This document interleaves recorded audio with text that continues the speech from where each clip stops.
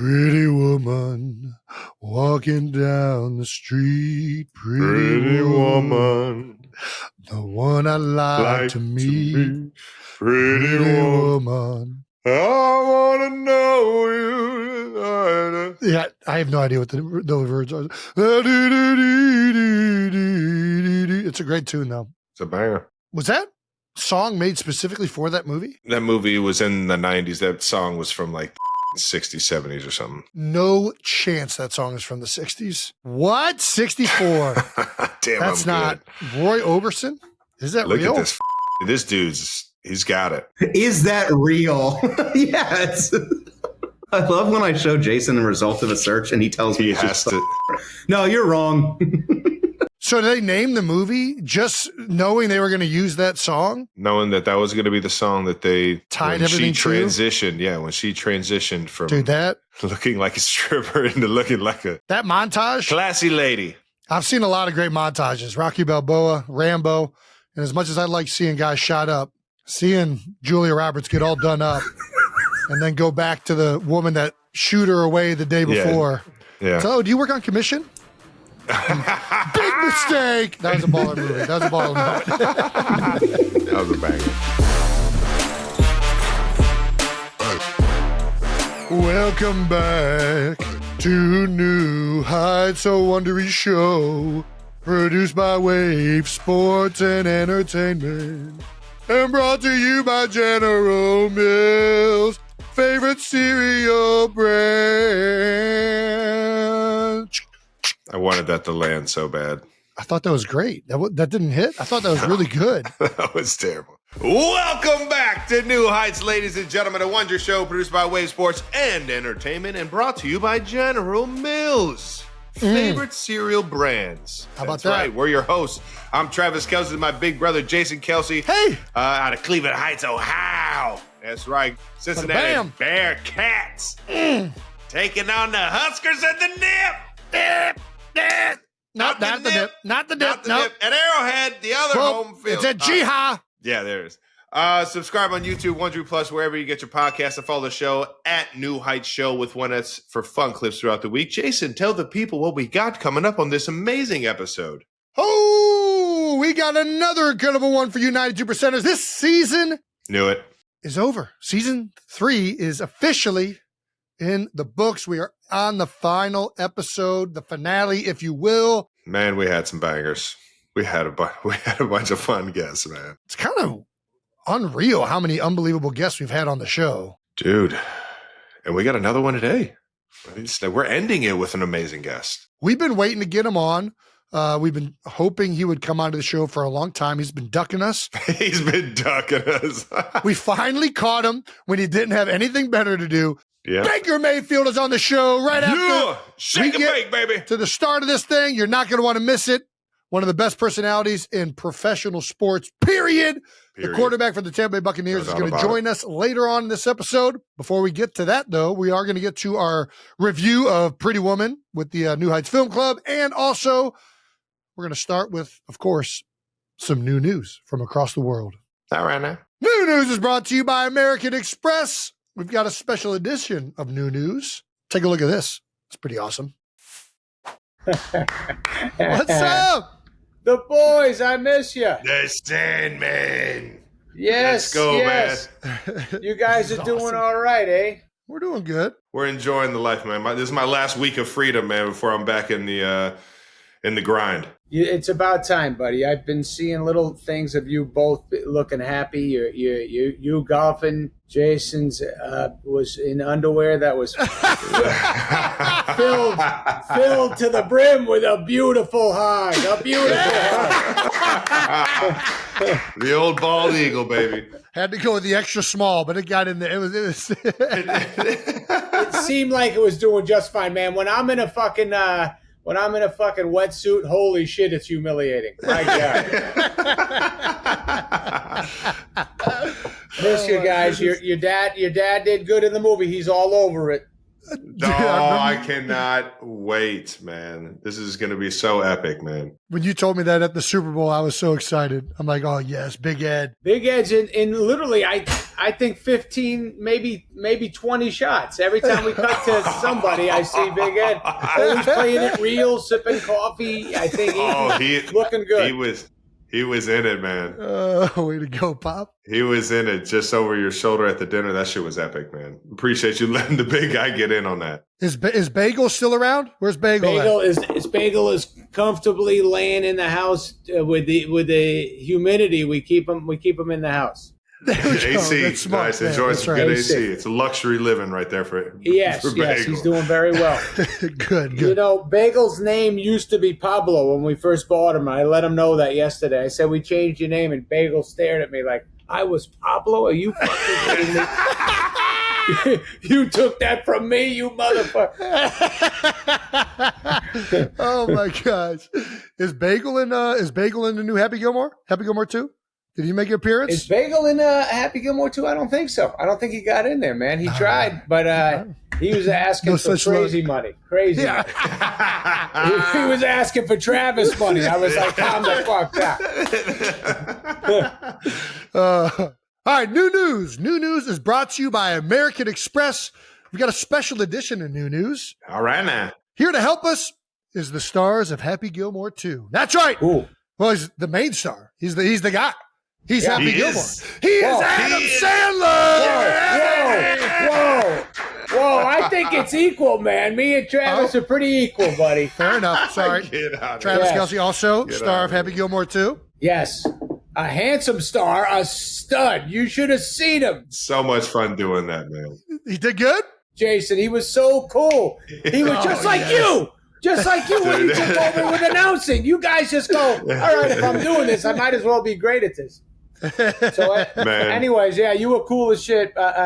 Travis was locked in. He had to kind of be a bad guy. He was just there. It was the perfect remedy, man. It was the perfect remedy. It was just so much fun to hearing the role, and then Adam helping me like find the role on set, and then just like it took me a second to actually, because looking at Bad Bunny in a scene, it's hilarious. It's hilarious. Yes. Bad Bunny is just naturally funny as fuck. Yes. I don't know if people aren't around him enough. They're going to find out in Happy Gilmore 2 how funny this guy really is. You and two guys were amazing together. Yeah, too. He was so sweet, and you had to be a little bit of a louse to him, man. And you didn't like doing it because you love the guy. I loved him. You already know. You had to be mean to Benito, but we got it done, and you look cool. And I got to tell you, Travis, how tall are you, Travis? 6'5"? 6'5", yeah. The 6'5" of you is it's definitely gonna make Benito towering. nervous. You were towering over Benito. It looked cool. Oh man, that was so much freaking fun, man. And we got Big Ed in there, man. You were kind enough to let my dad throw on a gold jacket and have some fun, man. Yeah, your dad was smooth as hell. I was telling you guys, he's in loads of shots. I think it's when you cut to either me or Lee Trevino, you see Ed, and he's so always right in the shot, looking cool as hell, looking like a proud member of the Gold Jacket Club. I don't know what year your father in the movie won the Gold Jacket, but he wore it proudly, and he was cool as hell. Oh my gosh. It was so epic to be, not only to be in the sequel, but to be in it with Lee Trevino, who was really the only golfer that was in the first one. Yeah, that's so funny, fellas. When we did the first one, we were goofy. We were young and goofy, and I think we talked about other golfers being in it, and we did the movie for Universal. We would mention it to them. Could you maybe get so-and-so? And they'd be like, he said no. No, everybody said no. We were like, oh, okay. And then Lee Trevino out of nowhere, he said he'd be in our movie, and he did it. And then 30 years later, all his buddies showed up too. How about Jack Nicklaus? How cool he was. How about Jack? Dude, the smoothest guy in the world, man. Yeah, man. I mean, just a buttery swing and just a kind, cool cat when you meet him. I know, man. That was my cool. dad was in heaven meeting all your OGs of golf, man. No doubt about it. Now, what sports did your dad play growing up? Everything?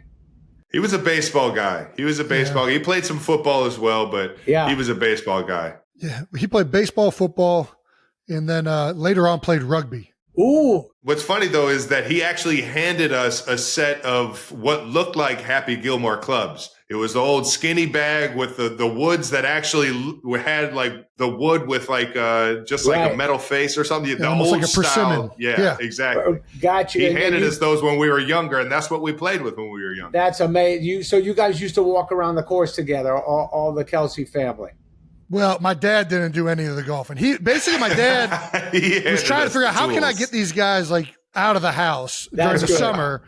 So he bought us some used clubs that played against sports for like as cheap as he could get them. Right. And then he just sent us to the local public course, Highlands, up in Cleveland, Ohio. And it was like 5 hours of free getting these boys away from me. That's so true. So true. Makes total sense. Now I totally understand as a parent why my father would go, "You look tired, go to sleep." And I'd be like, "I'm not tired. It's 2 PM. What are we talking about?" He'd be like, "Take a nap. You need a nap." I'd be like, "What the fuck?" But yeah, my father too, fellas. My father was a great golfer, and he would get me and my brother out there. And my father was one of those guys who knew what he was doing with his hands, and he was electrical engineer and contractor, and kind of knew.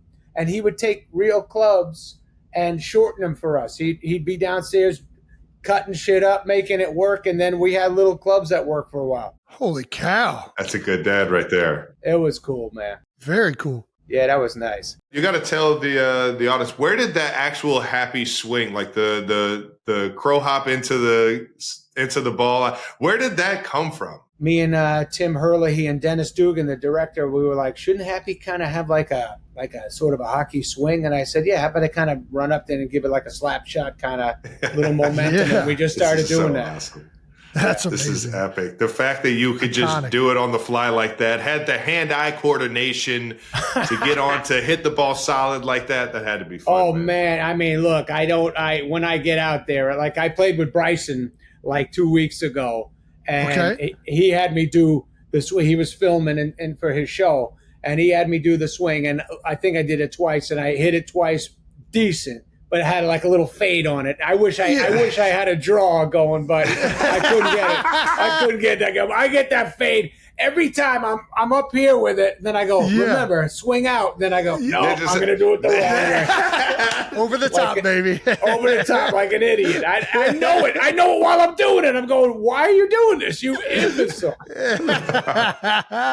We love it, man. Nothing wrong with a good power fade. Exactly. Lee was the only guy that would do it last time. It feels like there can't be many people that you called up and said, hey, do you want to be in Happy Gilmore 2? And weren't interested in being. I mean, what was it like filming it this time around that was different from the first time around? You know, I like, we tried to make it a real athlete. Like you guys know the deal, and you know it, Jason.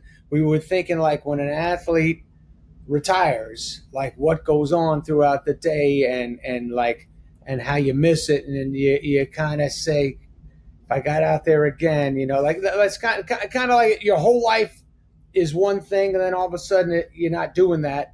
And so we made the story of Happy is that he's been out for 10 years, and he decides he's kind of out of cash, and he's like, I got to get back on there. And we knew to make it real and have him be on a pro tour, I put out a lot of calls to the real golfers just to make it look authentic. And the day that Travis was there was nothing but superstars there in the golf world. It was filled with them. Yes, the new, the old, it was everybody. Yeah, it was awesome. It was a day a couple of days we'll never forget. And they loved Travis, like every one of them. We happen to have a bunch of them that I was already cool with and huge fans of, like Spieth and Shoffley and all them, man. It's the best. Yes, you gave a nice chest bump to Xander, and it was a big time. It was we were all loving that day. It was I think it was like two days of fun. Yeah, it was. I think in the movie that scene turned out great. You're all over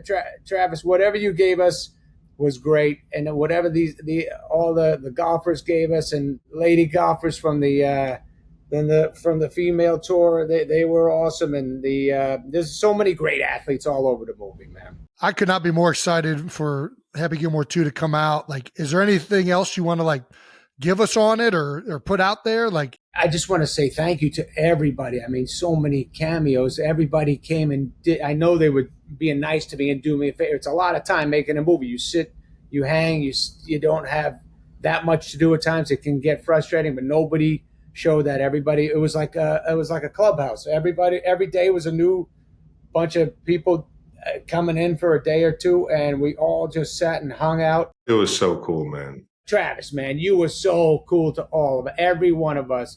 You came with bruises on your back, man. I think you just played in Pittsburgh or something, right? You had some doozies, man.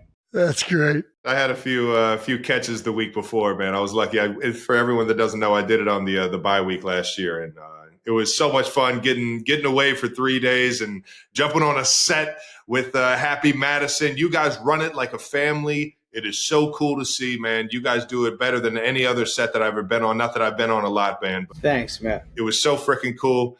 And you mentioned thank you to everybody that came in, man. Thank you for doing it the way you guys do it, because you made everybody feel at home, feel comfortable. And I can't wait to see this masterpiece on July 25th, baby. I love that you're in it, buddy. And we worked hard. We hope everybody has a good time with it. I can't wait. I know it's coming out and then it's out. That's life. You just like you guys with a big game, you go, been thinking about this for a long time, all season, and then all of a sudden you go, here it is, man, let's go.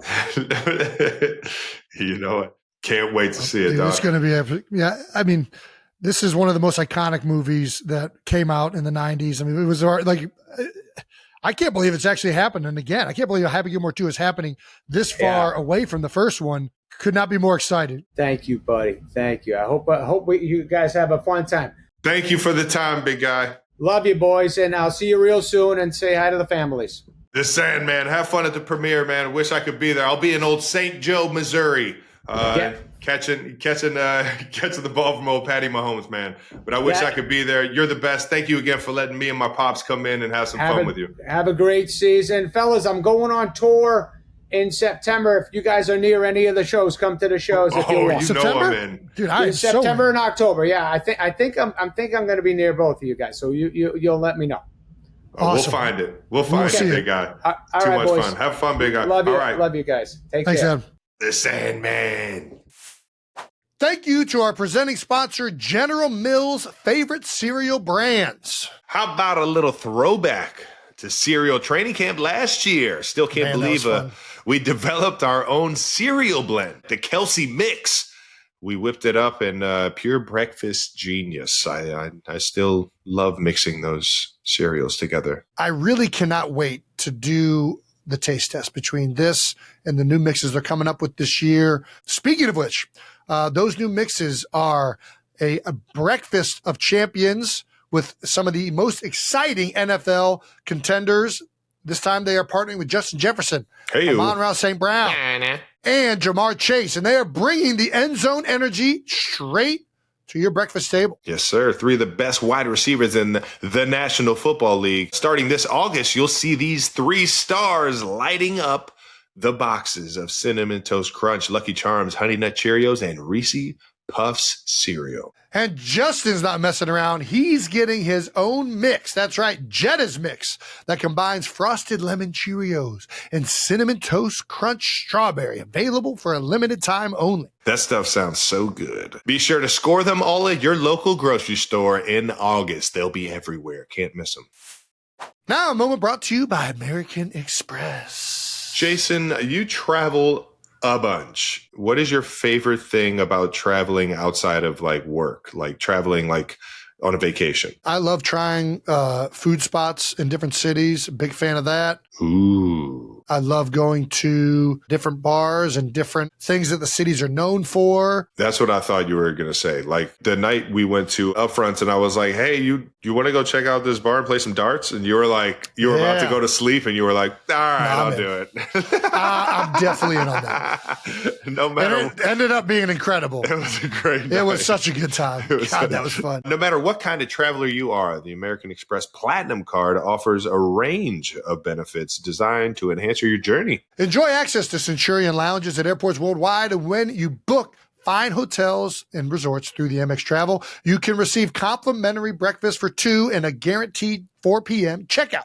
Plus, with Global Dining Access by Resi, you'll have the ability to secure reservations at some of the finest dining establishments around the globe when you add your Platinum card to your Resi profile. That's the powerful backing of American Express. For full terms and to learn more, visit americanexpress.com/withAmex. Thank you to our partner, Allstate. Some people just know they could save hundreds on car insurance by checking with Allstate first. Like to check if your towel's packed first before heading to the beach? Like to check if your hammock is secured before drifting off for that perfect afternoon nap. Like to check if there are any seagulls eyeing your sandwich first before kicking off your beachside lunch? You got to watch out for those seagulls. Checking first is smart, so check Allstate first for a quote that could save you hundreds. You're in good hands with Allstate. Savings vary subject to terms, conditions, and availability. Allstate Fire and Casualty Insurance Company and affiliates, Northbrook, Illinois. Ha-ha! So Baker Mayfield is not the only guest. The Sandman showed up. That was pretty awesome. The Sandman! That's right. That's dude, right. I love that dude, man. And I was talking to Will Compton and Taylor Lewan about this. It's like there's the heroes that they say you don't meet your heroes, and then there's the heroes that you do meet because they exceed how cool and how amazing they are. Yeah, right. And every single time I'm around him, man, that guy just he makes you feel at home. He makes you feel loved, and he just makes you feel like you've been homies since the first time you saw him on the screen. And it's so cool, man. He lives up to it. Yeah, for sure. Well, I am thoroughly excited for Happy Gilmore 2. Cannot wait for it to come out on Netflix coming up this week. The 25th. Going to be awesome. Can't wait to see Travis's mustache as well as Big Ed roaming around there. And also freaking, come on, the Sandman, Shooter McGavin. Happy Gilmore giving it another run. Let's go, baby. Let's go. Next bit of new news. By the time this airs, training camp has officially started for the Kansas City Chiefs. Trav, how we feeling, buddy? Going into ready to rock and roll, baby. 13. That's when I called it a wrap. 13, lucky number was enough for me. Yeah, I mean, that was a good number for you, Jason. You wore 13 on your hockey jerseys and baseball jerseys growing up. And you guys open up on Friday, right? Yeah, we're Friday night in Sao Paulo. Friday, the 13th season, Friday the 13th for Travis Kelce. I don't think it. All right, I'll go with it. Just go with it. It's not the 13th for those that want to watch the game. But it's the 13th for you, so it's kind of like Friday the 13th. No, feeling good. I'm ready to rock and roll, man. I'm ready to get this ball rolling. I've been saying it. It's kind of ironic. I'm going to be at beautiful St. Joe, Missouri Western State University for the 13th year of my career, and I will officially have been able to say that I've spent a year in the dorm rooms at Missouri Western for a year of my life. I've spent an entire 13 years and 3 weeks in every single year leading up to the season. So that basically is, an entire year of my life in dorm rooms in a college that I've never even applied to. I think it's it's my sanctuary, really. It's my sanctuary. It's where I like flip the switch and kind of turn into the football mode, and I eat, breathe, and sleep football there, and it kind of gets me ready for the season. So I'm excited to get there. Everybody at St. Joe is always amazing. They really roll out the red carpet out there, and I'm ready to rock and roll, man. Anything else you feel worth sharing of St. Joe? No, man. Like I said, I eat, breathe, and sleep football. I'm just I put my phone down. I really don't answer any texts or any calls, and I just think about my craft. All right, perfect. Well, there's somebody that is excited about St. Joe's as well, and his name is Patrick Mahomes. Said about the upcoming season, I'm honestly just ready to play football again. Whenever you lose, you kind of have this taste in your mouth, and you want to get back out there and avenge that or whatever you want to say. But at the same time, I feel like I've had to sit back and just listen to people talk, and I'm just ready to play football and handle it all out there. Sounds like somebody's pretty fired up to get back out there. What about you, Trav? How do you feel? I think we're all along those lines, man. Yeah. I don't think we play that game 10 times. That's the outcome. I will say the Eagles got the better of us, but at the same time, this year we got a lot of really good players coming back. We got a lot of guys that we're looking to take that next step in terms of their accountability and being playmakers in the league. And sure enough, we kind of remolded the offense and defensive lines, and I'm just fired up to get this thing, running. I think in training camp, it's such a beautiful thing because you start to see how guys react when they're tired. You start to see how guys grind, and you start to see how guys kind of mold themselves into their role on the team. And I'm excited to see, who steps up and how we're and the team that we're able to shape going into the season, man. It's always a fun time in training camp, knowing that, everyone's there to work their ass off and try and make this team. For sure. And I mean, especially, I love training camp, especially now that I don't have to practice in it. I just get to go and watch and work with the guys. I don't got to put them pads on. I just go out there. Hey, let's do a little mirror drill. Let's get warmed up. All right, come on. I'm looking forward to getting out there. There's something about like the energy in the air for the start of training camp is like so infectious because everybody's been waiting to get back out there, especially the first day in pads, right? You can like all of your senses are heightened. You can smell the grass. You can feel the pads on your shoulder, the water and the sweat dripping down your back. There's like something about it. Like the first time you put all that back on, that it just lets you know that football season is here. I can't wait to go to the Eagles training camp, work with some of these offensive linemen, see what the team's looking like, get back around the guys. There's a lot of energy for both teams, right? Obviously, Kansas City and the Eagles coming off of the Super Bowl. Expectations are high again. What else more would you want? And in Philly, we got some new pieces coming in. There's a position on the offensive line that's going to have some competition for it. So I look forward to watching that in particular. Got some new pieces on defense. I always love training camp. I know that it's one of those things that's like love-hate because you know it's difficult and you know how challenging it's going to be. But when you're a competitor and you love the sport, even though that's challenging, hopefully you have that on mute when you're in training camp. Travis? And if I don't, what's Tom Melvin going to do? Turn that shit off. Dude, there was one time, and I think the story's already out there. There was one training camp where my phone went off like that. And it used to be a really, really obnoxious screaming sound of R2-D2 in Star Wars. Yeah. I don't know if you remember my phone having this alarm or this phone call. For but sure. I definitely remember it. What do you see from him? There. It was literally the most annoying sound in the world.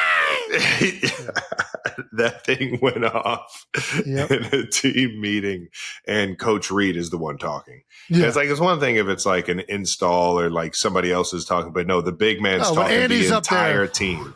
Yeah. Everybody's doing the cough to try and hide. You can't hide that. You can't hide that one. Can't hide R2-D2. But I used to do it because I was such a heavy sleeper and I would sleep through my alarm sometimes. So I would make it the most annoying, loud sound. So I would just get up and like I would be awake from that point on. And man, I started fiddling with it too fast. And I'm like terrified at this point. I'm like, don't look up. And I'm like trying to stop it and it won't stop. So I just get up in the middle of the team meeting room, go down the aisle, out the door, and just fucking chuck it as far as I can. And you just hear it bouncing off the floor, the wall, the this, the that, and it finally stops. And then I walk back to the seat, just like head down, just like, fucking don't even look at him. Don't even look at him. Don't even look at him. And just sit down. And I think I heard him chuckle. Like that was the most ridiculous way to handle that. I mean, that's a funny ass thing to do. And if I was a coach, I'd be like, all right, he gets it. He gets it. Yeah. He made a mistake. He's good to go, though. Dude, that's fucking amazing. I haven't had that rigor ever since, just in case that happened. That was, dude, that's it would have then just reminded me of that moment of embarrassment. It's a tough one. How do you get guys off the phones? Because now everybody's on the phones, right? And the coaches have difficulty keeping guys off the phones in meetings. What? The phone, nobody's in the phones. Come on now. Don't give me this. This motherfucker. You're not in the phones in meeting with Tom Melvin? No, I don't. All right. Good. No, that's good. That's good. Once every blue moon, I'll be honest. Yeah, all right. We always throw the phones out there. I'm talking like mid-season meeting after the practice. Like I'll be in there while we're watching practice that I already You've seen the same thing a million times. And I've seen it. Yeah. I might just kind of peek at the phone and answer a text. Yeah, that's it. I'm not searching shit and like looking at scrolling through Instagram or anything. Listen, good for you. Good for you. I'm just saying. People do that. I'm not like accusations of anybody. People do that. Nah, it's all good. The way Stout discourages people looking at the phone calls it cold calling. It's one of his like signature things that he calls it. I think he learned it from like some teaching class or something. At any moment, if he suspects anybody's looking at their phone or they're not paying attention, they're starting to nod off, he'll hit them with a question. But he'll ask the question first and then say the name. That's a very important distinction. He doesn't say, hey, Travis, what does the Y have on such and such and such? He'll be like, all right, what's the Y got on 74 per section, Travis? And it's like, oh, shit. Now, because if you hear your name first, then you're locked in. Boom. But if you hear your name after the question, it's like, oh, shit, I better have heard that whole thing. Catches guys all the time. And then you got to stay locked in. That wouldn't faze me. I'd own that all day. Dude, my favorite used to be Landon over there in the corner. Don't do Landon like this. Well, Landon's smart as fuck. I'm not doing Landon like this. Landon's smart as fuck. One of the smartest guys I ever played. He plays a dumbass on social media and whatnot. Like he's a big, like goofy son of a bitch. That dude is fucking dialed in. He knows his assignment. You ain't fucking catching him. Yeah. But every once in a while, he's looking at lawnmowers in the middle of the meeting or fucking. Gotta get that zero turn. He's looking at fucking Auto Trader or something like that or whatever the fuck it is. That's a good fucking magazine right there. And Stout will hit him with a cold call. And he's just like, all right, yeah, you got it. He's like, yeah, I got you, motherfucker. It's so good. The cold calling, surefire way to keep guys locked in. Tommy Tom's going to be cold calling my sorry ass. Dude, come on, camp. Tom. Hit him with the cold calls. Can't get me, Tom. You know you can't. Alrighty, that does it for training camp new news brought to you by American Express. Will this season feel any different without the executive director of the NFL, Lloyd Howell? Is that who? I thought it was the PA. Yeah, it's supposed to say PA. Sorry, I copied and pasted something weird. I'll find a picture of him. Yeah, I know who this is. Do you want to talk about it or not? I mean, I do. It's unfortunate. For those of you that don't know, Lloyd Howell, the NFLPA's executive director, was, I guess he resigned technically, right? Is that right, Brandon? Brandon, is he resigned or was he? Yeah, resigned last night. Resigned last night as of this recording. He resigned Thursday night, was discovered that he and maybe other employees, I don't really know the full parameters of this. I also don't want to get a lawsuit. I don't think we should do this, dude. Yeah. There was a report. I'm not saying it's true or not. I have no idea of whether it's true. Jason, it's on ESPN. There was a report out there that they were using the company card of the NFLPA on strip club visits and holding business meetings there. And apparently you can't do that. It's against company policy. How do you feel about that, Jason? Do you think you should be able to? All right, here's the official thing. All right, this is from ESPN, a solid establishment. Few people there. Former NFLPA leader Lloyd Howell Jr. resigned after an outside investigator hired by the union. So somebody with inside the union ratted him out. Man, that's fucked up. All right. Received documents this week showing he charged the union for 2 visits to strip clubs, including a $738.82 car service that took him from the airport to one of the clubs. That's an expensive car service, right? How much is a car service? He must have got a limousine. The car's first stop was at a nearby Miami Gardens address. The receipt shows only one other stop nearly 8 hours later. Bro, why are you putting this on the company card? What are we doing? The employees Googled the Miami Gardens address and discovered it was Tootsie's Cabaret, which I have not been, but I have heard great things of that establishment. It's a 76,000 square foot venue that bills itself as the world's largest strip club, in quotes, full nude, #1 rated. I mean, it sounds like a good establishment. I mean, to be fair, I've heard the wings are good there. Like everyone loves the wings there. During this year's NFLPA summit on February 21st, Howell accompanied 2 union employees to the Magic City Strip Club for an outing that included $2,426 in charges, including cash withdrawals ranging from $200 to $525 from a club ATM. Sources and documents show they used 2 VIP rooms. Well, I mean, the VIP rooms is where you get me because, listen, This is the only thing I don't know. Was it being used for business expense or not? If it was being used and business was happening, I don't see what the issue is. I mean, they're conducting business, right? What was the business? I don't NFLPA business. I don't know what the business was. It says it right here. The strip club outing was used. According to the expense report, the purpose of the strip club outing, player engagement event to support and grow our union. I'm going to be honest. There's not a lot of engagement that happens with the players union. It's hard to get guys to go to meetings and get involved. Having a meeting at Tootsie's is not a bad idea to improve engagement. Yeah. You're probably going to get more players going. Take them to the VIP room. Well, that's where you lose me because you can get their attention. Well, you can't have too much business if you're in a one-on-one VIP room.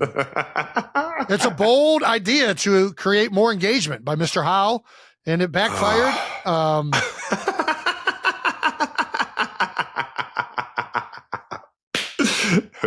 You got to use the reference what you said earlier. I mean, what was it? Yeah, is it Applebee's or the strip club? It doesn't matter which one. I mean, you go to Applebee's, it's a business expense. You go to a strip club and you get wings. I don't see why it's much different. I mean, we're all 21 here, right? But they don't have a VIP room at the Applebee's where you sit there for all by yourself.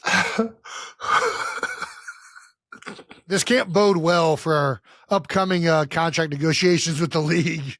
It's funny that this is what the players pay for. This is like he's using the NFLPA's money for these expenses. And it's hilarious that, the Madden checks go there. Yeah. We pay our dues to the union and this is what it's being used for. Wings. It's being used for wings. In a VIP room. I'm just saying, also player engagement. You saw it right there on the report. There was company morale is a big thing, and improving the PA needs to improve their morale. There's not a lot of excitement when you talk about collective bargaining agreements. So you I don't know. I mean, you have some wings. They might not have even known Tootsie's was a strip club. Maybe they thought they were going to a restaurant. I don't know who knows what they knew. I mean, they knew when they walked in. They knew. They knew before they walked in. Yeah, it's not good. It's not good. If they actually got work done. So bogus. I mean, what if they had like laptops out and were crunching numbers at the fucking table? They were crunching numbers. They were crunching numbers, and in between the numbers, they were going over to the ATM. Excuse me, could you put this up on the display? Bambi, if you could please move to the side. I just want to show that guaranteed contracts is a potential for the future of the NFL. Bambi, lower, Bambi, lower. All right. You can see right here from my graph that if we just hold out for 2 to 3 weeks, that's X amount of money that the NFL is going to incur in expense. Baby, move your tits. I'm trying to show my graph.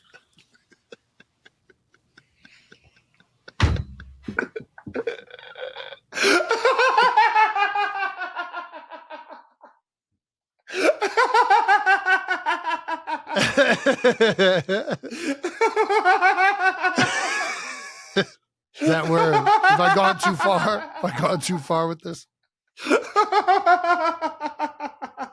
Oh gosh! I'm trying to show my graph. Somebody, please give Bambi $200 so I can get her off the stage and show my graph. We don't know what was going on in that building. It's so ridiculous. It's pretty absurd. It's not good. Oh, man. I don't really know what else to say. I guess now we got to figure out a new executive director. We got to get out of this. What's the next thing we can spend on a corporate card as the NFLPA to be more ridiculous? Oh, well, thank you for that, Jason. Let's get to some fan mentions. Jason, you are shirtless yet again. The irony is so good.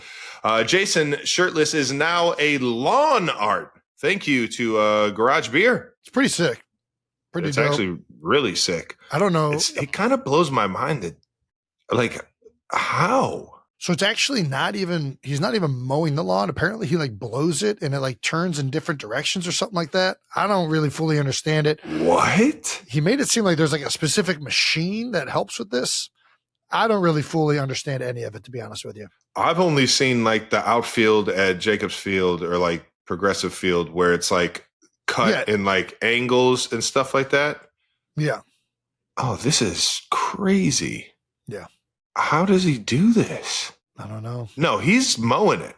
I'm telling you, I've been in contact personally with the guy. It's Bro, like he is on a mower right now mowing it's it. Not a mower. It's like something that like blows the grass in specific ways. I don't fully understand. He's got a computer on this thing that is basically blowing the grass a certain way as he goes over it. I don't even know. I have no idea what this technology is. For all I know, it could be the same technology that built the pyramids. I have no fucking clue what this is or how he did it. It's an epic video that I just watched right there. Yeah. It's pretty remarkable. Yeah. Do you understand how proud I am to be the reason that you did this ridiculous post? I feel so seen. Well, because this is what my dream was always to make human beings do this excited shit like this. Yeah.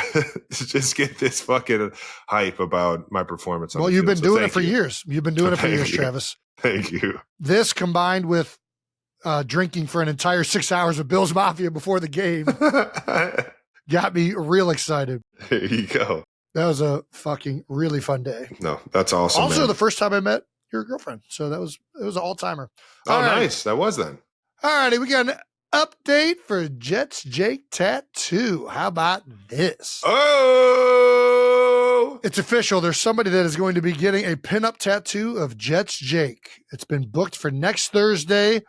According to this, hopefully no one else gets it before then. And shout out to the boys and Brandon for confirming they were serious. We'll post a pic as soon as it's done. I cannot wait. Next Thursday. This was posted not today, probably yesterday or a couple of days ago. So it'll be done by next week. Yeah.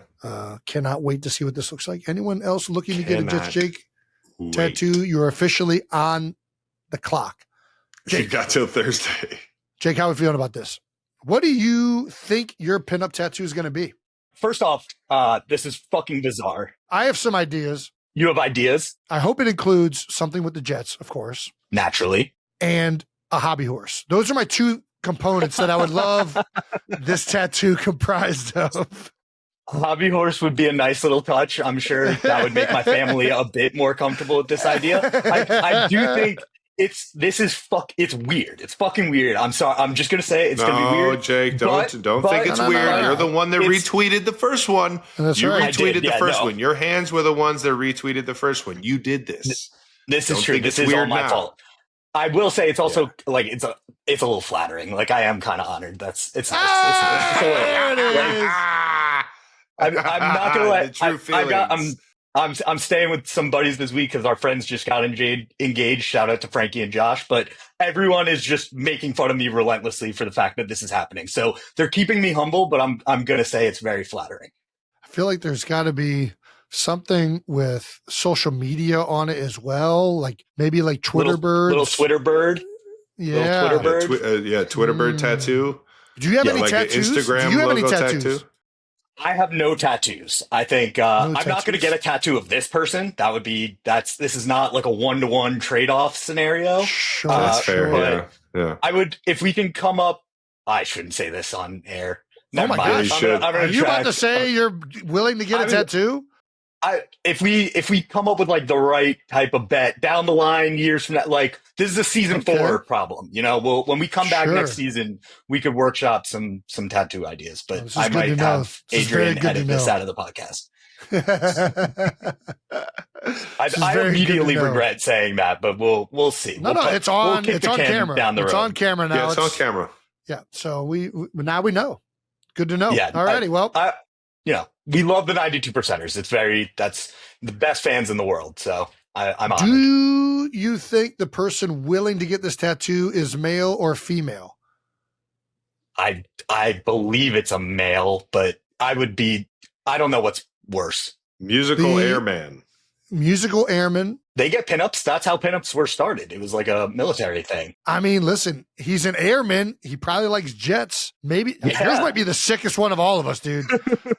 Travis has an Accelerator can. I don't even remember what mine is again. What was mine? What was I fucking the Eagle. You had the Eagle, dude. Yeah, your bald eagle. Your bald eagle. Right. For the which Jets you brought fan. to life. And, for the Giants fan. Do you want a small plane or do you want like a B-52 bomber? Like what kind of plane? A 757 down there? I think a modestly sized plane is perfectly fine.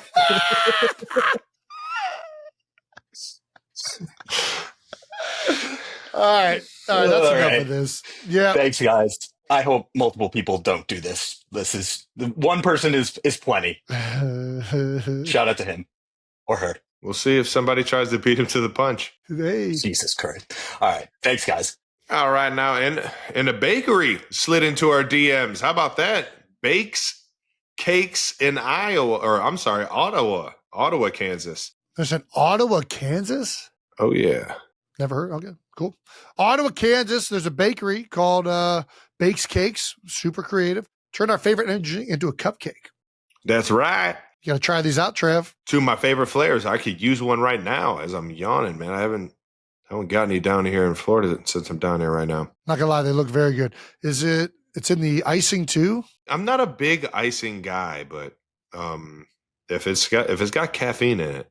I kind of talked about this on Kylie's podcast Instagram. I like cream cheese frosting. I'm not a huge fan of a lot of frostings. I like cream cheese frosting.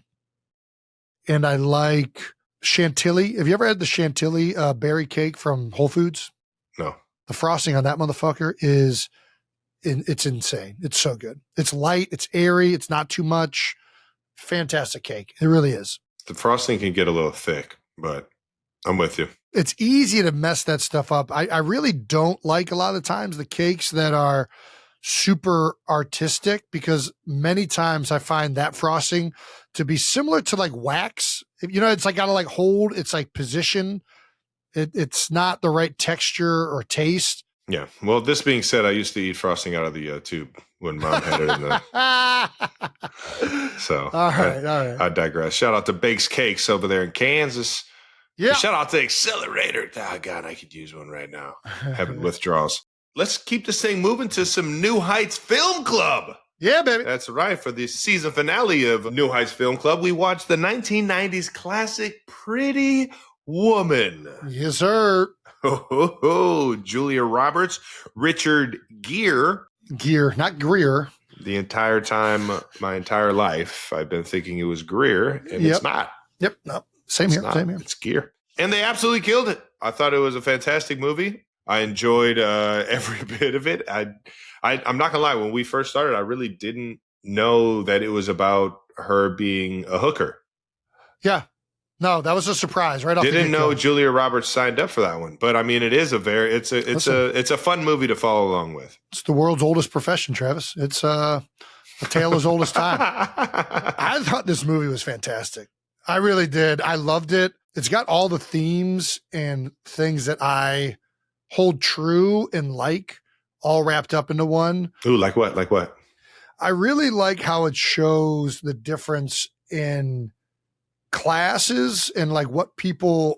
The stereotype? Well, not even stereotypes, just like people from different worlds and what they know and understand and why like people aren't necessarily better in lower class societies or upper class societies. Like right away, you get to the thing where you have this billionaire businessman who has all the power in the world. He has everything you could ever want. He's led you to believe like he's very smart to get to this position, yet he can't even drive a car. He struggles to do the stick shift. He has no idea where he's going. He has no idea how to get to where he wants to go. Yep. He pulls over the side of the road and he doesn't even know he's talking to a hooker on Hollywood Boulevard. Like clearly there's an emphasis to show that this guy has zero street smarts whatsoever because he's never been on the streets, right? Yeah. And Julia Roberts, right away throughout the film, you see her clever, cunning way of talking to people, unfiltered, not protective of what she is. She says she was laughing so hard she almost pissed herself at the opera. Like she's very unapologetically who she is. There's no barrier to try and hide that. because she doesn't care what people think of her. And then at the same time, she struggles to know anything that's happening on the other side with the cutlery, and she's amazed at the hotels. And the hotels, the hotel room. The jewelry, like she's exposed to a whole nother world. And I think throughout the movie, they do a good job of basically saying that like neither world is better than the other in a lot of ways. They just are different, and people come from different ones, and people are really all the same. And they draw that comparison with them literally saying like, I'm not any different than you, Edward. I fuck people over for money and like yada, yada, yada, whatever that line was, right? Right. There's also some really sneaky ways they did this too with like, I thought a very subtle one of like showing generational divides, like when they're having dinner with the Morris dad and son, right? Mm-hmm. And she just learned what fork is what, and she finds out they're not having a salad, so she doesn't know what fork to use. The younger son, who probably has only known wealth because his father built this entire empire, is almost like laughing and surprised that she doesn't know what fork to use. But the father who built the entire empire, who probably came from nothing, admits himself that he forgets sometimes what fork to use. I think it's very true that people that grow up in their own worlds don't have frames of reference or know people from these other worlds, and it's easy to judge them. And I think they do a great job of showing people that have been a part of both of those worlds of like high class society and working class or low class society. They treat people differently, right? Yeah. And they treat those that are different than them. And you see it in the hotel management, right? Like my favorite character in the entire movie is Barney. He kills it. The hotel manager, right from the get-go, that scene where you are Mr. Edwards' niece? That is just such a fantastic scene right there. But how he treats Julia Roberts, Vivian throughout the film up until the end, really, I mean, he's the last person to kind of tell Edward, yo, you're fucking this up, dude. Yeah. Like it's hard to let go of something so beautiful, isn't it? Mm-hmm. Yep. By the way, he knows where she is. Daryl sent her home yesterday, wink, wink. But yeah, I think there's some iconic lines throughout the movie, but I really loved how they did that. And it's really, it's very Cinderella-y. You have this prostitute that is in unfortunate circumstances due to partly because of who she is. And then also a lot of themes of raising kids to believe they can actually achieve in the world. A lot of that came in really at the end when she starts talking about how her mother used to tell her she is drawn to bums and she's always going to be with bums, to all of a sudden she's telling Kit, hey, we think you got a lot of potential, kid, and don't let anyone tell you any different, right? And it really ends on the guy walking down the street saying, this is Hollywood, where dreams come true, baby. Don't stop dreaming, or whatever that line is. And it's such a great way to end the film. And yeah, you'd be surprised on what you'd get out of some of those walking down the street.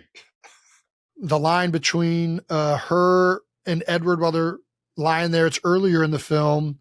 She says, people put you down enough, you start to believe it. He follows it up with a compliment, reaffirming her how beautiful she is and how bright she is, and that she can do anything she wants to do. And she follows it up with, well, the bad stuff is easier to believe. So it's just like there's constantly these themes of high class, low class, and people dreaming to achieve. And I don't know, it's all brought together really, really well, through the construct of love. And I thought it was just really well done. I loved it. Absolutely loved it. One of my favorite scenes was the polo scene. Yeah. The polo scene was dope, where the younger Morris, he catches her talking to him over on the side, and he's kind of like starting to feel like, you know what I mean? Like, that's my lady. Yeah. That's my woman. Why is she over there seemingly to have she's having a good time talking to this young, handsome guy? What jealousy. Is that all about? Yeah. What is this? And then he let George Costanza fucking get the better of him.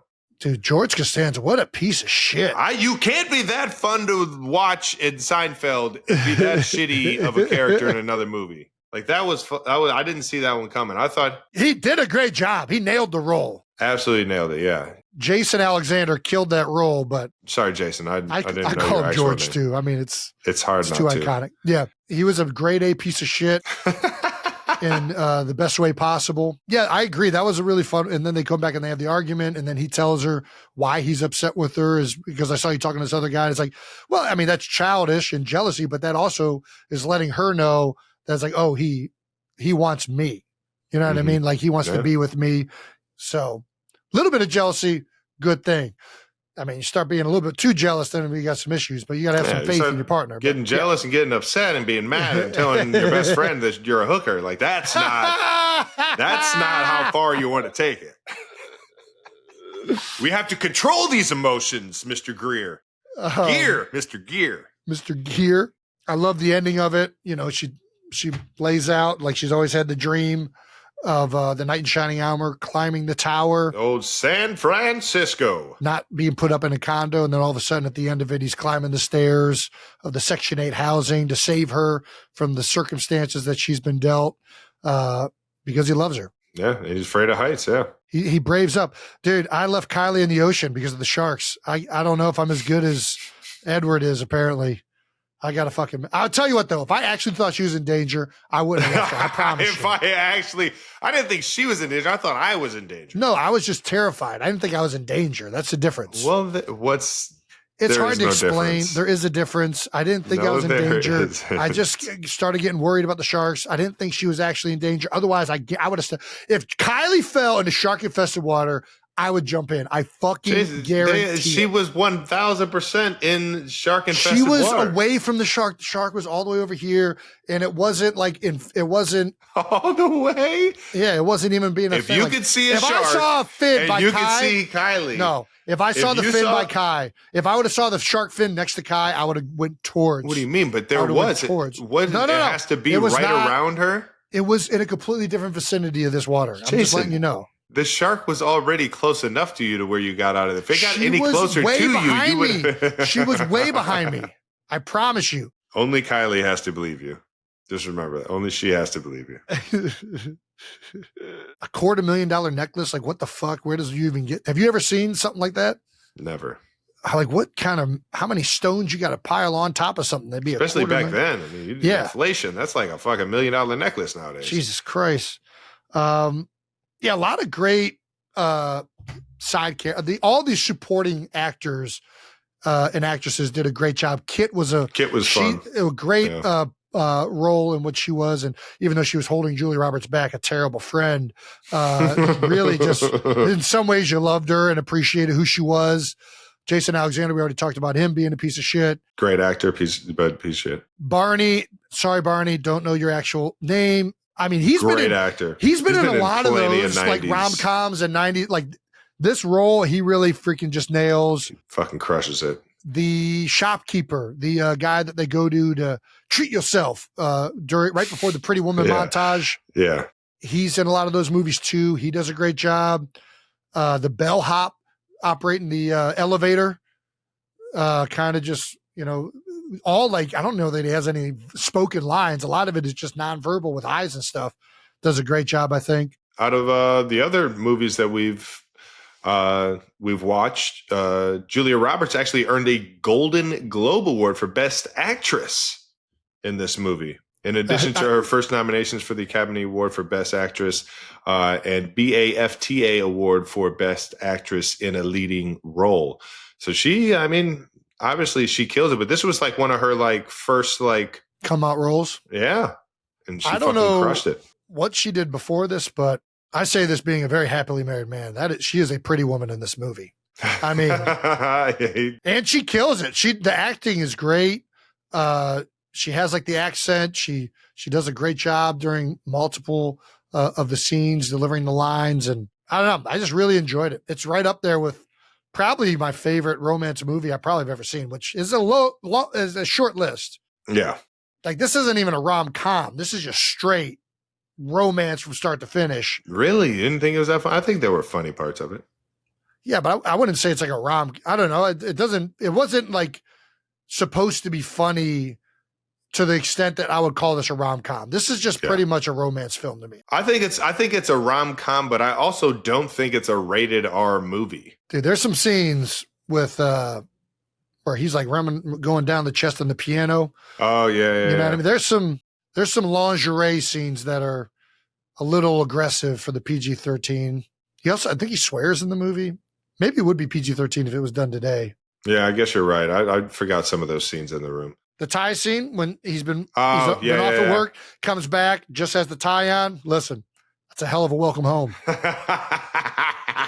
Pretty Woman fan mention, whenever they review Pretty Woman, be sure to get their reaction to the fact that when Julie signed on for the role, the movie was originally a depressing drama where her character was a drug addict and gets left on the street. So it wasn't a romance movie at all.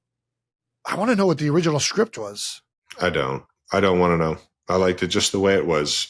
I like this where there's the happy ending because it all makes sense and fits my themes of the way I like hope and positivity to be the running theme of what people should aspire for and keep thinking. I'm a glass half full guy. I'm a glass half full guy. That might be a little bit more realistic of an ending, to be honest with you, but I don't know. You're a curious guy. You want to see what it was before. And Brandon has it right here for you. The original screenplay was titled 3000, and it was written by the then struggling screenwriter J.F. Lawton.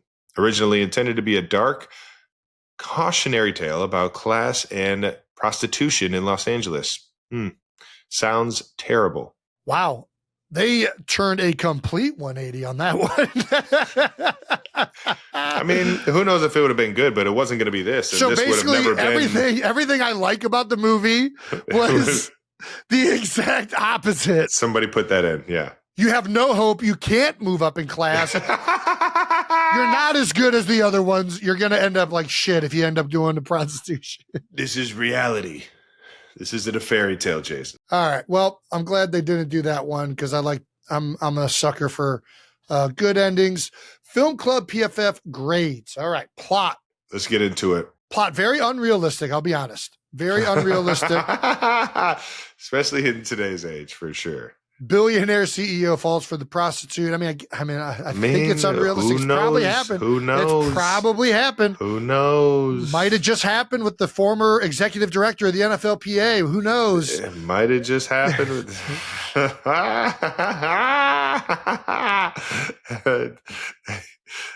the CEO, man. The CEO at Coldplay. Who knows? Well, that was the HR. That wasn't a prostitute. That was his work wife, which unfortunately wasn't good. All right. They not shit on people. Yeah, well, it's kind of deserve it, right? But yeah. Plot, I will say, unrealistic plot, but I loved guiltily all the themes and everything that touched on it. I think they did a fantastic job. A lot of the lines delivered really hit me with like optimistic and hopeful values and fighting off people that tell you you're not good enough, almost like this Rocky Balboa type like mindset. Vivian Balboa. Yeah. Vivian Balboa. I'll listen. That Pretty Woman montage might be the only thing better than a Balboa montage. All right. PFF grade plot. I'm going to go. It's a starting plot. It's a starting caliber plot. It's not an all pro plot. I'm going to go 85. 85. I'm right there with you. 85. Acting, I thought it was through the roof. I didn't see one bad scene. No, I thought at first it was like, but a little corny, like a little bit like too polished. Yeah. I don't know. To be honest, I think I just enjoyed the following along the movie. I think for what it is, it's really good. There's a lot of emotional scenes that the actors all nail. It's not the most realistic. So it's hard to view acting as premier when it's a little kind of like Hollywoody, right? Like the movie's very Hollywoody in nature. I think Julia killed it. Yeah, she crushed it. Killed it. All the supporting actors killed it. I don't think you could go with anything less than like a 90, 95. Like I'm in that range for this thing. I don't think I'll go 95. I'll go 95. 95. Yeah. On-screen chemistry. This is a new category that I have not seen. I thought they were great together. It was good. I thought everybody had good chemistry on there. I thought Gere did a good job of playing kind of like the heartless businessman that comes around, and he was like the Grinch throughout the whole film. He finally grew a heart, and he makes the business deal right. Soulless at first. Yeah. He was soulless for a lot of this fucking thing. Sometimes it takes a good woman to bring that soul into you. There you go. So I'll go 90. Soul Woman is what it should have been called. All right, Soul 90. 90s fashion. I'm not gonna lie. Seeing the montage and seeing her put on all those fun 90s outfits, they were really like 80s, like 90s outfits. That's what I was about to say. That's exactly what I was gonna say. This movie took place in 1990, which I really liked because there's actually themes from the 80s and 90s. Like there's a lot of attire that wasn't 90s, it was more 80s. There's a lot of attire that was like forefront of where the 90s was going. It was a cool like in between of what the stereotypes for both of those genres ended up being. I do think it skews more 90s in aesthetic, a little more 80s, or what I think of 80s when it comes to the music. Fashion, yeah. The nice music? Yeah, it had some like more like 80s ballady vibes as opposed to like the 90s stuff. Nice. So 90s fashion. If we want to just do fashion. If we're just doing fashion. I'll say I thought the street clothes were more 80s. Like the lower tier stuff was more 80s skewing to me. Mm-hmm. And the upscale stuff, everything that took place kind of at the hotel, that all felt more 90s-y to me. So I'll go 90s fashion, 75. Nice. Feminism. How much? What score do you think it gets on the feminism chart? This is what there were a lot of people saying this movie is very misogynistic. I'll be honest, I am not good at this topic. I don't know. I think the only way to gauge it is to flip the script. I think we need to make Pretty Man. Pretty Man. And we need to have a CEO billionaire woman be so high class that she doesn't know where she's going. Travis, she doesn't know how to drive a car. You're living Pretty Man right now. You are Pretty Man. You're living your own Julia Roberts right now. I'm wearing nothing but a tie when Taylor comes home.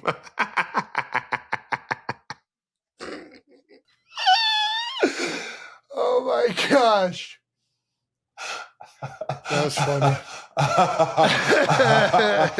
Oh man. Oh, my God. You can't beat it, man.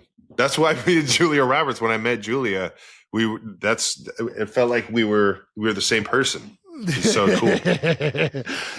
She spoke to me in this movie. Holy shit. All right now. That's all I'm just an NFL stripper. That's it. I'm just an NFL hooker, man. I mean, I'm the one who was stripping over at the Ocean Drive, I guess. But, feminism. I guess there's definitely a healthy dose of rich, successful businessmen lifting the woman out of poverty and helping her achieve her dreams. There's some really bad parts, but I feel like it comes back to I actually think it does a great job of correlating how similar the two people are in the movie, like in actuality of how they operate, like the role of prostitution, the role of what he does from a business standpoint. I'm dead serious. You gave all the grades. You got to give a feminism grade. I'm not giving a feminism grade. This is a trap for all these feminists to get all pissed off at me. I don't know. Brandon, you're a piece of shit for that. I'm not knowledgeable enough in feminism. I had him. Brandon, you're a piece of shit. Brandon, you can give the feminism score. You can give the feminism score. Now you have to give it to him because we need a fifth. Don't put me. Nobody wants to hear my opinion. Everybody wants to hear Brandon's opinion. I give it 100. 100. All right, 100. 100 on the feminism. You know what I think the score is? Whatever the wonderful lady is listening to this, I think it's exactly what you're thinking. Ooh, nice. Flip it. All right. Well, now we need to figure out the PFF grade, which we usually just add them and divide. We won't divide by 5 because we're not doing a feminism score. PFF grade of 86 points. I feel like that's low. Let's take out the fashion grade too. It can't be under a 90. This movie's fantastic to me. Don't do 90s fashion. Just do fashion. The fashion in this movie was fucking. The fashion. 95. If we're just going fashion, Don't just do strictly 90s because there's 80s elements to it too. Yeah. I'll do 90. I'll go a 90 score on fashion. I'll go a 90 score. Yeah. That brings us up to about a 90. Yeah. It's like a 90. Exactly. Well, it's a little bit higher. It's like a 90. No, it's exactly. You're right. It's exactly. You're right. That's it for New Heights Film Club. I wanted to like recite lines from it. I had them written down. I just like when there's like really good lines. I think I got them. Did it. I think you got all of them. All right, now that does it for New Heights Film Club. Thank you guys for listening to another year of New Heights Film Club. Can't wait for next year. Hey-o. Before we get to Baker, let's hit this Heights Hotline, though. The Heights Hotline is brought to you by Audible. Let's go ahead. Jason, I picked the last one. You can pick one. Can girls propose? Dating apps? First date idea? Oh, let's piss some feminists off. Can girls propose? Let's hear it. We're on a roll today. Yeah.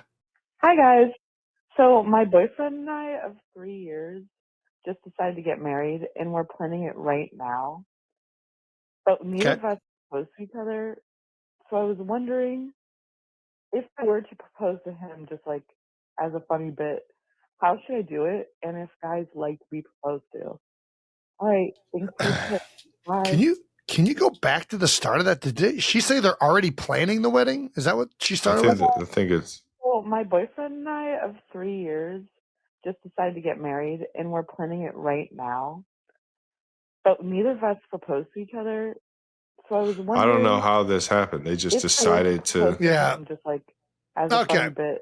Sounds like a one-off situation. So your rules are different than everyone else's. So, well, yeah. I don't think it's uncommon. Go ahead.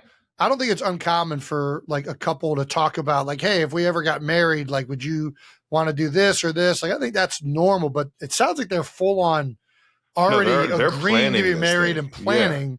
Which does seem a little bit out of order to what the typical structure is. Yeah, the traditional is the man proposes and then you start to make those kind of decisions. I think you're too far past the proposal step at this point. You just gotta leave it there. Yeah, I'll start with this. Can a woman propose? I think a woman can do whatever she wants. I'm not in here to say like, it has to be a certain way. There's all sorts of different relationship things that work for everybody. I do think though that all four of your girls are going to be going up to random guys. Just well, I do think that there are some.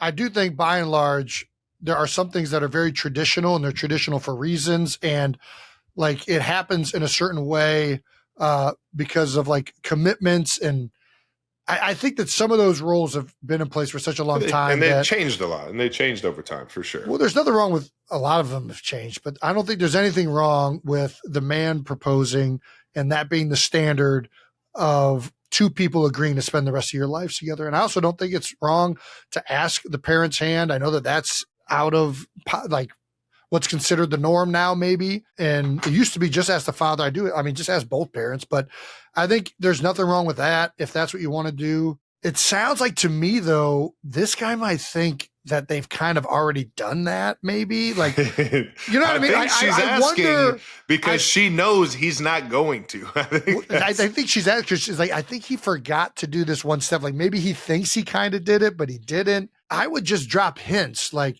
oh man, it'll be really interesting to see how you're going to propose whenever that, just do something like that and kind of see what happens. Yeah, like what the response is. Yeah, right. Instigate it. It sounds like she feels like she should be proposed to. If this sounds like your wife, go and propose to her. I think that does it. Yeah, we would love to know how this resolves itself. So please please call us back when you get a final update on said proposal, whether you do it, whether he does it. Yeah. Sorry, we couldn't offer more help. Yeah, we might have helped. This might get the train rolling. There's certain things I think are just like so traditional and done a certain way that like, if they don't happen that way, a lot of the times I feel like it's a little cause for like concern in my end. But I realize everybody's different. Everybody has their own things. To each his own. I got a sweaty ass right armpit. Everybody's kind of got their own stuff that they're dealing with. So yeah.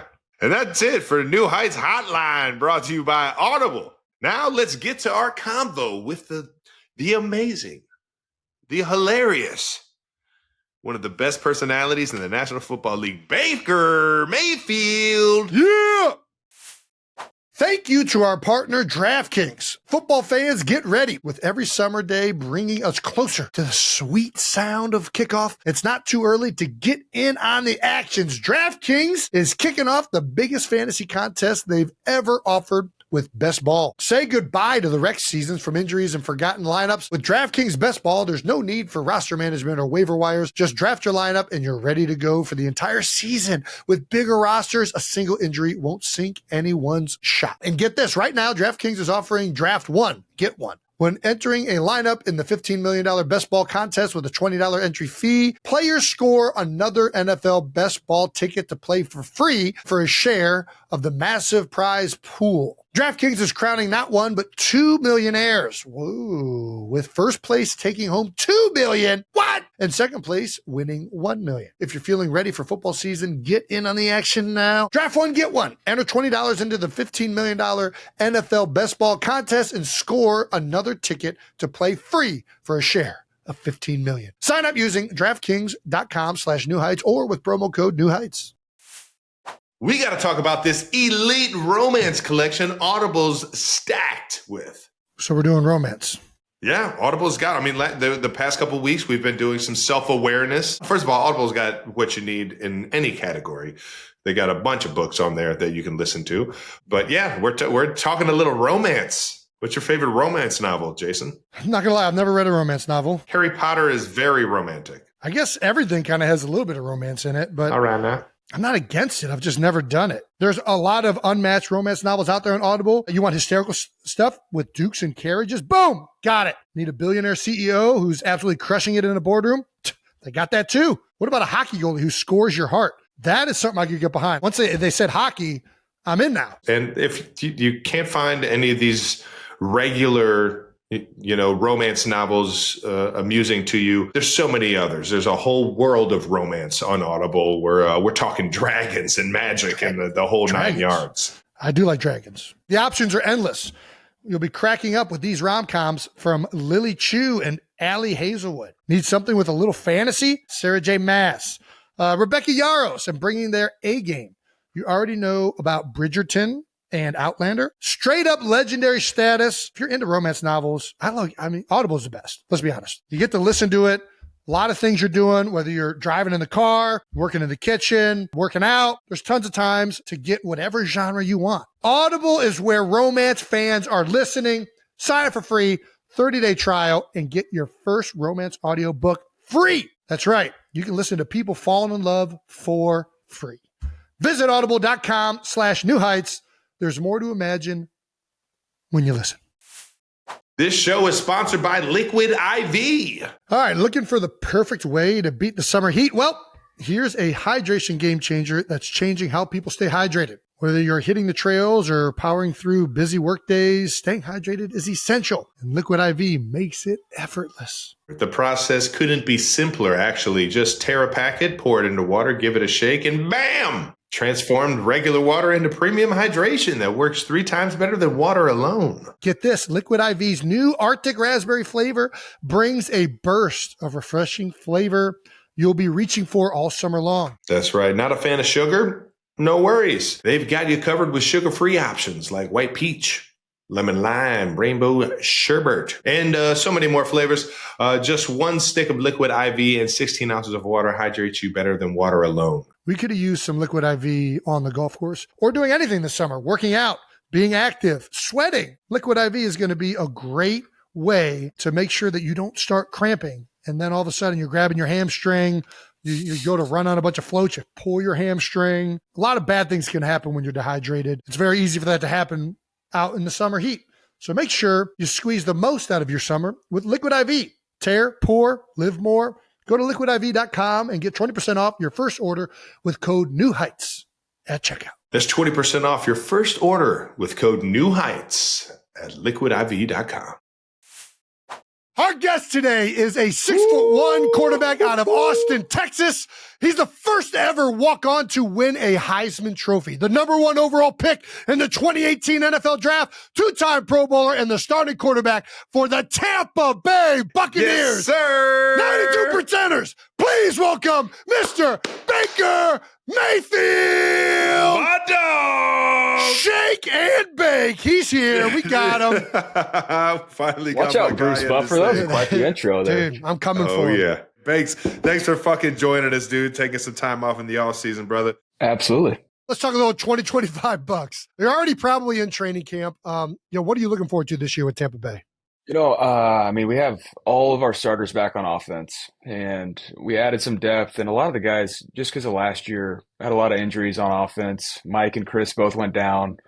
So just all the guys that had to play, stepping up for us, we have a lot of depth. So we have everybody back that started, and then we have everybody back that was playing a lot for us. So I'm excited about that. And then just the new guys we added. We needed some help on defense, some new faces, some young guys. So there's a lot of new energy, guys talking shit at practice, which is fun. Oh, yeah. Always good. And Emeka Ibuka is an absolute stud. Ooh. Okay. He's a real deal. Yeah. What makes you say that? Okay, you know how you just can't teach guys leaving the ground to catch the ball? He's always grounded when he catches it, keeps moving. There's yak potential out the wazoo there, but he's just so damn smart. I mean, he's willing to block, willing to do everything we ask him to do. But then, I mean, we can plug and play him at any of the 3 receiver spots right now. Yeah. It's pretty exciting. Hell yeah. I mean, if he can go up and get a ball and he's smart, that I don't know what else you want in a receiver. I mean, goddamn, that's the 2 good traits right there. Exactly. That was one of Coach Reed's biggest things as I've been like throughout my career, as we were like acquiring like skill position guys or just like number 1, number 2, number 3 options. He was like, you get that three-headed monster, 3 guys you can go to in man-to-man specifically, like be able to kind of pick and choose whichever matchup you like the most. That's where the offense really takes off. And it puts the defense in such a bind. And then you add the 2 fucking running backs you guys got. Yeah. Get Aden in there. You kidding me? Come on, no gloves, baby. Swagless wonder, dude. Swagless wonder, dude. But seriously though, that's one of the biggest things is keeping everybody healthy, obviously. But you get three-headed monster like that, you guys are going to put up some fucking big numbers. Yeah, and by the way, it helps when you get all 5 of your starting linemen back too. My goodness. I wanted to talk about this a little bit. You guys last year, I think if Chris Godwin doesn't get hurt and if Mike doesn't deal with the injuries he had, you guys were so well positioned. Like you were peaking at the right moment. Mm-hmm. I think early on you guys were one of the best teams, but you just had the injuries. Like what did you feel about you guys last year? Do you feel the same way? Are you guys almost hungry to finish unfinished business? Does that make sense? Absolutely. Yeah. I mean, obviously you mentioned it, the injuries definitely didn't help us, but I feel like we're built, and we knew we were when we're healthy. We're built to compete against the Eagles, the Lions, what we thought were the top contenders of the NFC. And then obviously Washington kind of came out of nowhere, but we felt really, really good about our matchups. And so, and when you bring all those pieces back, you bring the vets in the locker room, Vita, Antoine, Levante, some of these guys that we have on defense that have been staple points for these guys for the last however many years. Like it's exciting. So, there's unfinished business. And then you add in Hassan Reddick, and he showed up. Everybody made a big deal, but he showed up. He's a great guy, too. Did he have the samurai? Haas was I love him. I was a big fan of him in Philly. I know it kind of ended sour, and the last year is what it is, but he's a great personality. He's good to have in the room, and I know freaking Bowles is going to be figuring out different ways to utilize a guy with that kind of skill set. So the offensive line was great last year. The running game was great. I loved what you guys were doing offensively. And even just in the Eagles game, watching the different motions, how you guys attacked the flat, how you flooded different zones. I thought what you guys did offensively, what Cohen was doing, was some of the most exciting things in the NFL last year. How are you going to take this now with him leaving? You know, you got new OC Josh, Grizzard? Grizzard, yeah. Grizzard in. Yep. How are you going to take this next year? Like, what's going to change? Yeah, I mean, there's been very minor changes in terminology, mostly just formation stuff. But I mean, he was in Miami for 7 years, I think, and so his whole background is motioning to get Tyreek and some of these other guys open, how to beat cover 2, how to get Mike open. Really, it's like it translates to that. Then you add in some of the gap schemes that we've been really good at and what they did in Miami. I mean, we kept our offensive line coaches, so they're doing the run game stuff as well. So it's still the motion base, like make the defense communicate, really see if we can make them one-dimensional. If we get a beat on that, can we keep doing it over and over again until they fix it? Yeah, man. It was fun to watch. It really was all year long, except for when you were playing the Eagles. That was not fun to watch. That was a frustrating game offensively for us to watch. But what has it been about you in Tampa? I mean, you've played well at times everywhere you've been, but in Tampa, it's really gone to that next level. What do you think has led to that? This isn't to shit on the other teams and franchises.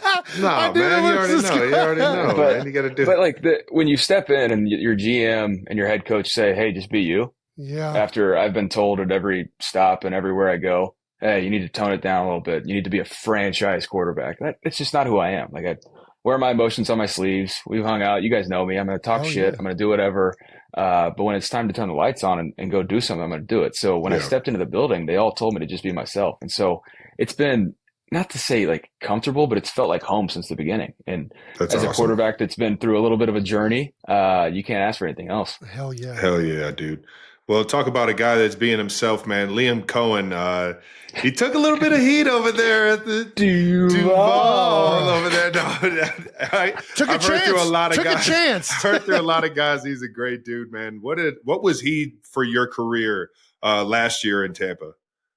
Unbelievable. And yeah, I love Liam to death. I still talk to him probably once every week. But we stay in touch. He was so instrumental. I mean, when I got to LA, really the next level for me learning the game of football, whether it was him, McVay, and Zach Robinson all in that room together, and then obviously getting to spend more time with Liam last year, just the expectations of what the quarterback position demands of you and making sure we're all on the same page and doing all that. So he was unbelievable for me and, the trajectory of my career. But I just keep losing these offensive coordinators. I keep taking these fucking head coaching jobs.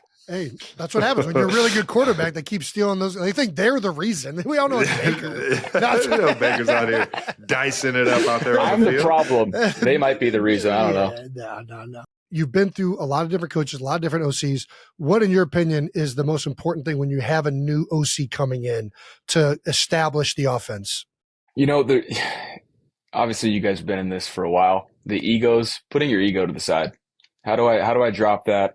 What does he really want to get done? And what do I feel comfortable with, schematically wise? What do I know I want to have in there? But then also, can I learn and get really good at what he wants to do? And so there's always meeting in the middle. And it's, there's old school coaching, and then there's new guys that might be pushovers. There's somewhere in the middle there that, transition for me the last couple of years has been great, whether it was Dave Canales, Liam, and now Grizz. So there's somewhere in the middle where they get to know me. They understand that at a certain point, I'm not going to be like, I need this play, but I'm going to try and find a way to make it work. And so, yeah, it's meeting in the middle, dropping the ego. Yeah. It feels like there's always that in between. It feels like with the play caller trying to do what he thinks is open or what he likes. And then at the same time of like, at the end of the day, the players have to execute it, and they're the ones that have to feel comfortable. And that's definitely a two-way street to navigate. And the best ones figure it out. They know how to get the best out of the quarterback and how to get and attack the areas that they see for sure. And I think just having answers at the line of scrimmage. And I think that's something, Tom Moore, bless his soul, he's still coaching with us. I mean, he's going on year 47, I think, 46 or 47, coaching in the NFL. He tells stories about Peyton Manning always being like, okay, well, what if they do this? Yeah. And he would always quiz him about having answers. And so I think that's another thing. The coordinator trusting the quarterback enough to give them answers and allow them at the line of scrimmage to make adjustments. And that's a big deal. But then talking through it with the rest of the group so they're not completely caught off guard. Like, hey, guys, if we get this, I'm going to check to this. Yeah, I had an offensive coordinator once describe play calling should be like if-then statements. Where it's like, if the defense does this, then we do this. And when you have the trick is having a quarterback that can read and identify and know what they want to get into, that are familiar, especially in the run game, like those decisions that have to be made. Not all the time the quarterbacks are in tune with that.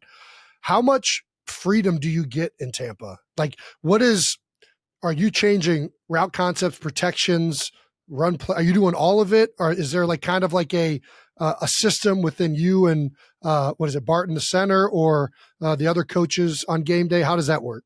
Yeah, so I mean, the system we're in normally always comes in with the 2 calls, and so obviously taking the best look, best advantage, whether it's run to run, run to pass, pass to run. So whatever it is, making sure we have that. But then Grizz will give me command to be able to check to a screen, or just get out of it. We always have cover 0 answers, all that stuff built into the plan. But a big part of that, when you asked about it, Graham Barton and I just watching film, all the blitz pickup meetings that QBs and centers, the O-line has to do throughout the week, but just making sure that we're on the same page. And that's, like you said, it's the players have to make it work. And so if he sees something before me, he'll turn around and say, hey, do you want to get to this? And then if not, then I'll be able to move it around. But yeah, it's making sure we're all on the same page. Love it. Hell yeah. Going up against a guy like Todd Bowles and Levante David, man, the guy just understands offensive schemes. They're always well planned. They always have like that extra, tick of like what we're trying to do. How crazy is it going up against those two and in like a practice or a training camp? The competition has to be through the roof. Are you and Levante, are you guys talking shit to each other the whole time or what? I mean, Tay doesn't say anything, so I would love to, but but it's when we practice against our defense, I'm like, this is absolute bullshit. They're showing a single high look with the safety in between the hashes. They're bringing double cat and rolling that safety 3 yards into the hash. I'm like, you guys will never do that in a game. What are you doing? Oh, no, I can tell you they do it. They definitely do that. I must be MFing my iPad or Surface on the sideline when they're doing it. We played an entire playoff game, maybe 2 of them, where it felt like goal line defense, just the entire snap. Like, how the hell are we defending the pass and the run right now, Todd? I don't know what you're doing to get both of these accomplished. He's a genius, hard man. With Vita in the middle too. No, Vita's easy. He's just 400 pounds and moves like a fucking linebacker. No, it's great. But how much more comfortable on you on game day having seen all that? Like, and I feel the same way with Vic to a certain extent in Philly. Like, when you play a team that you never see like a 6-man front on first down on, and it messes with so many of your concepts, like you guys get to see it every day. You're going to see the dime odd mugs. You're going to see the 5-man fronts, the 6-man fronts. You're going to see nickel with like 5 big guys. You're going to see all of it. So on game day, how does that feel knowing you've already had reps against all of it? Yeah. It's good when it comes to preparation, seeing like, okay, I've seen this look before, this front where everybody's lined up, but what I have to revert back to is like, okay, in practice, they'll completely show it one way and then roll the safety down, Troy Polamalu style, roll them back to the middle of the field. So sometimes on game day, I have to dumb it down a little bit. Okay, what I see is what I get. Yeah. I'm not trying to play the chess game. I'm just, I see this. All right, let's make this move. I used to do the same. So Jim Schwartz used to do this all the time in training camp. I don't even know if he ever did it in a game. There'd be like 6 guys into the boundary. That would tell you like it has to be 4 to a side. And then he'd blitz the nickel, like nobody capping him.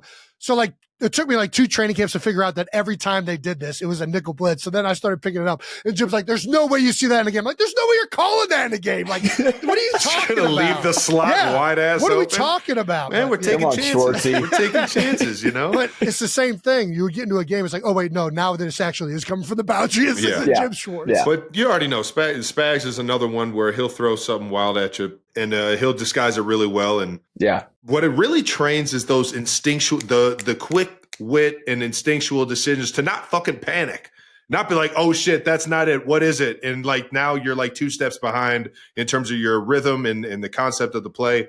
But it trains those instincts to be able to just always have that plan in place. And man, it's a fucking luxury going up against good DCs and camps. But Spags does it. His timing is unreal. It is when he brings the pressure. That's the difference. He knows exactly when to bring it. He keeps that joker in the back pocket. Sets it up. He keeps one in the holster. Damn it, Spags. I fucking love that guy. So tush push is still in effect. Have you guys been working on quarterback sneaks and tush pushes this season more? Yeah, tell us your playbook. No, we haven't been practicing the tush push, but Daddy can squat the fucking house. Let's fucking go! He said he doesn't need the push this week, boys. Doesn't need the push. Under the bar. Let's go. You guys are pretty good just handing that thing off. All right, now there you go. Just go ahead, Buck. You're Rashad. Just go get one. Dude, the season that guy had, did you see it coming? There's certain guys in camp and certain guys in the offseason where you're just like, we need to start dialing some shit up for that guy right there. Yeah. Was he one of them, or did it kind of like grow as he got comfortable? It definitely grew. Obviously, when you're in a practice, not in a game, you're not getting tackled to the ground. So it was hard to see how many tackles he's going to miss or miss. And he's just so elusive. He's a phone booth guy. You can be right in front of him, and he's slippery as hell. Yes. And he just keeps fighting at low center of gravity, good balance. And so, just having him and Rashad, just like, obviously I thought Rashad was looking really, really good before the season last year. And I was like, oh, Rashad's still our workhorse. Bucky's going to be great. Get him in there for some screen game and whatnot. Yeah. Well, then all of a sudden, Bucky was our run guy, and Rashad was great in pass pro and in the screen game too. Yeah. It's just like they play off of each other, and they're good buddies, so that works. Hell yeah, man. There's some guys, like I remember when Tyreek Hill came in and you saw that speed. It was like the first 7-on-7 that we had. He caught the ball and just hit the highway. And I was like, what the fuck was that? And then there's guys like a Kareem Hunt where he would get the ball in like an off-season like run or in like the flat or something, and you see him running, be like, all right, man. All right, we'll see. And then the game happens, and he is just like, no, keep feeding him. Keep giving that dude the fucking ball. He's a sicko. It's so crazy how in the offseason you just never know until that game starts or when you put those pads on. Like, is there anybody you ever played with in the offseason where you immediately were like, yep, that's the guy? Yeah, I mean, there's been a few. Jarvis Landry was one of them. That some of the catches he would make with his Grinch hands that are unbelievable, out to here. Man. Some of the catches he could do, I'm like, what is that? But Josh Gordon was an absolute monster. It's such a shame that his career got derailed the way it did. And none of that would have happened in today's NFL, right? Like, no.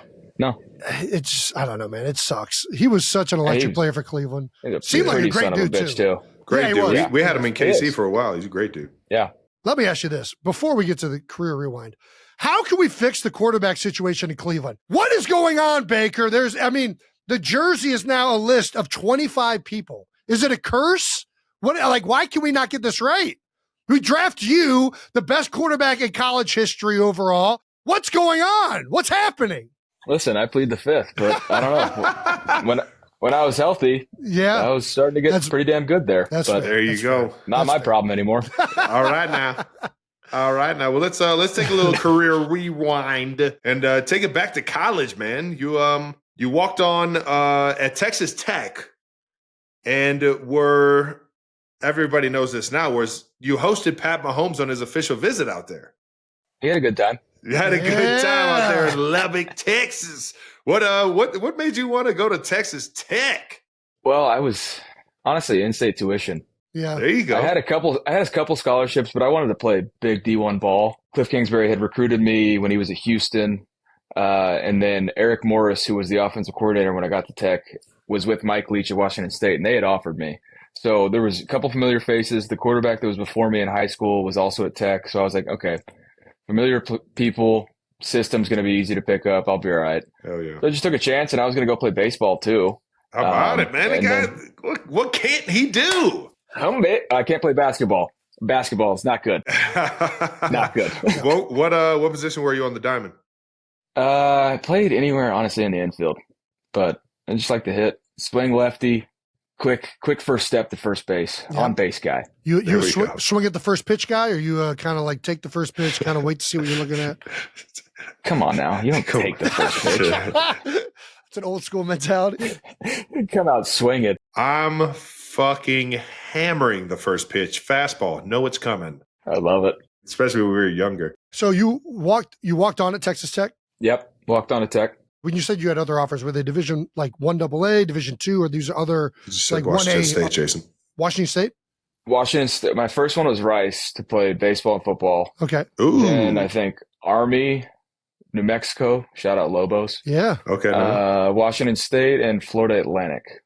So yeah, you were similar to me, except for all of my division offers were Division 2. But anyways, so you.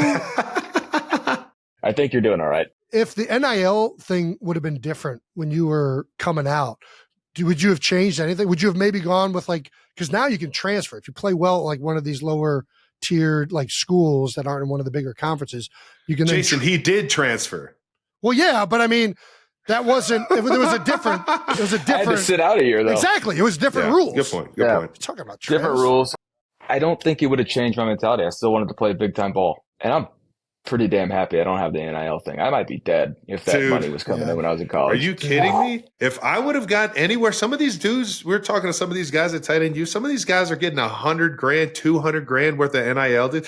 If I was getting that much money, Travis, that's nothing compared to what Baker Mayfield would have been getting. What are you talking about? What he would have been getting millions of dollars. That's what I'm saying. I'm talking about in the tight end world. No, yeah. That alone, 6 figures at that age. It's wild. Yeah. Oh my fucking God. What do you think a young Baker Mayfield would have got at Oklahoma? Oh yeah. Not money wise. Like what would you have bought? What would you have done with that money? I would have gotten a nice football house for the fellas. Fuck. Yeah. This is why. Why has anybody tried to change you? Why has anybody tried to change Baker Mayfield? Not necessarily as far into the Blue Mountain State spectrum, but like a football house. Classic. For the boys. You got to go full Blue Mountain State. Fuck that. We got a football house in Cincinnati every time. It was Blue Mountain State. Dude. Well, the first one I got, we found like this huge house on the wrong side of Clifton's campus, which has since been. It's a much nicer side. The rent was dirt cheap. We're like, oh man, this is a steal. We're getting this ginormous house for dirt cheap. And we beat the crap out of it. I mean, we had 6 guys in there, bunch of parties. And then we did the same thing over at our offensive lineman, our teammate. His parents built a house. Shout out to the Davises. But yeah, big fan of the football houses. I mean, I feel like in recruiting, if you see a great player who also lived at a football house, I'm getting that guy every day of the week. I want that guy on my team. Team guy just wants to read and always wants to be around the team. I don't want the valedictorian that went to class over, like he had like 15 different classes. I want the guy that did the minimum amount of work and freaking what are we talking about? I want the guy that I know he threw in for beer money. That's right. That's right. Did a beer run every now and then. Put one on for the fellas. Come on now. Yeah. Do you still hold grudges from being a walk-on? Like, do you think about the quarterbacks that did get these big school offers that you felt like you were better than? Do you keep names? Is there a list somewhere? I used to keep a list. It's a lot of anger to pent up inside this. You said 6'1" when you gave me the intro. I'm trying to get the 6'1" if I stretch. There's a lot of anger to keep in this Napoleon complex body. You know what I mean? Can't do that. But yeah, I know exactly who was ranked ahead of me. A lot of them aren't. Well, they're not playing anymore. Pretty much all of them aren't playing. Yeah, there you go. There you go. It's all right. We got to talk about 2016 Texas Tech versus OU. So when you transferred, was it like you just wanted to go to a different situation, or you got out of there for a coaching reason, or what made you transfer to OU? The first 5 games I started at Texas Tech, we were 5-0. 5th game or 6th game, I can't remember at this point. We were playing Kansas. I sprained my MCL. Minor sprain, though. I was going to be back in 3 weeks, and one of them was a bye week. So I was like, okay, I'm going to miss 2 games, come back, get my job back. And when I came back, they had other plans.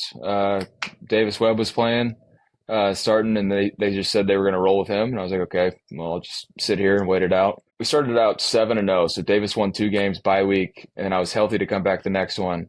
And then we lost, I think, 4 or 5 in a row. And I was like, at that point, I went in and talked to Cliff. And it's like, hey, like I don't know what's going on. Regardless, do you think there's a plan to have me on scholarship next offseason or like in the spring? He's like, no, we don't have one then. And I don't like bringing up stories like that because Cliff and I are good now. We've talked about it. Yeah. Sure.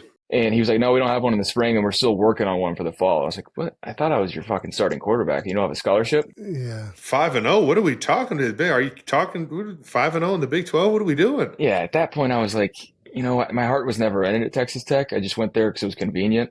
And I grew up an OU fan. So I was like, okay, at this point, I know I can play with the big dogs in D1. Hell yeah. You proved it. I'm going to take my chance and go transfer to OU. And then my transfer got blocked by Tech. And so I had to sit out a year, which honestly was probably the best thing for me. Got to go through a season of, just doing scout team workouts, and enjoying that. And so I had a blast, and it wound up working out exactly how it should have. Hell yeah, man. Ended up where I wanted to be. It's crazy how sometimes the things that where you feel like it's things that are ruining your career end up being like the best things that have ever happened, right? Like it's just So yeah, I can assimilate very much. Oh yeah, you're preaching to the choir over here, brother. I still think I could be an NFL quarterback. Oh man, I don't know. You're 0 for 2, right? You and your laterals. The lateral king. Is Travis frozen? What's going on? He's here? frozen on mine. Yeah. Oh no, Brandon. You want to run a technical support system right here? Everything I got was like charge it, make sure it's fully charged. If not, have it plugged in. I don't think Travis has read an email in a very long time.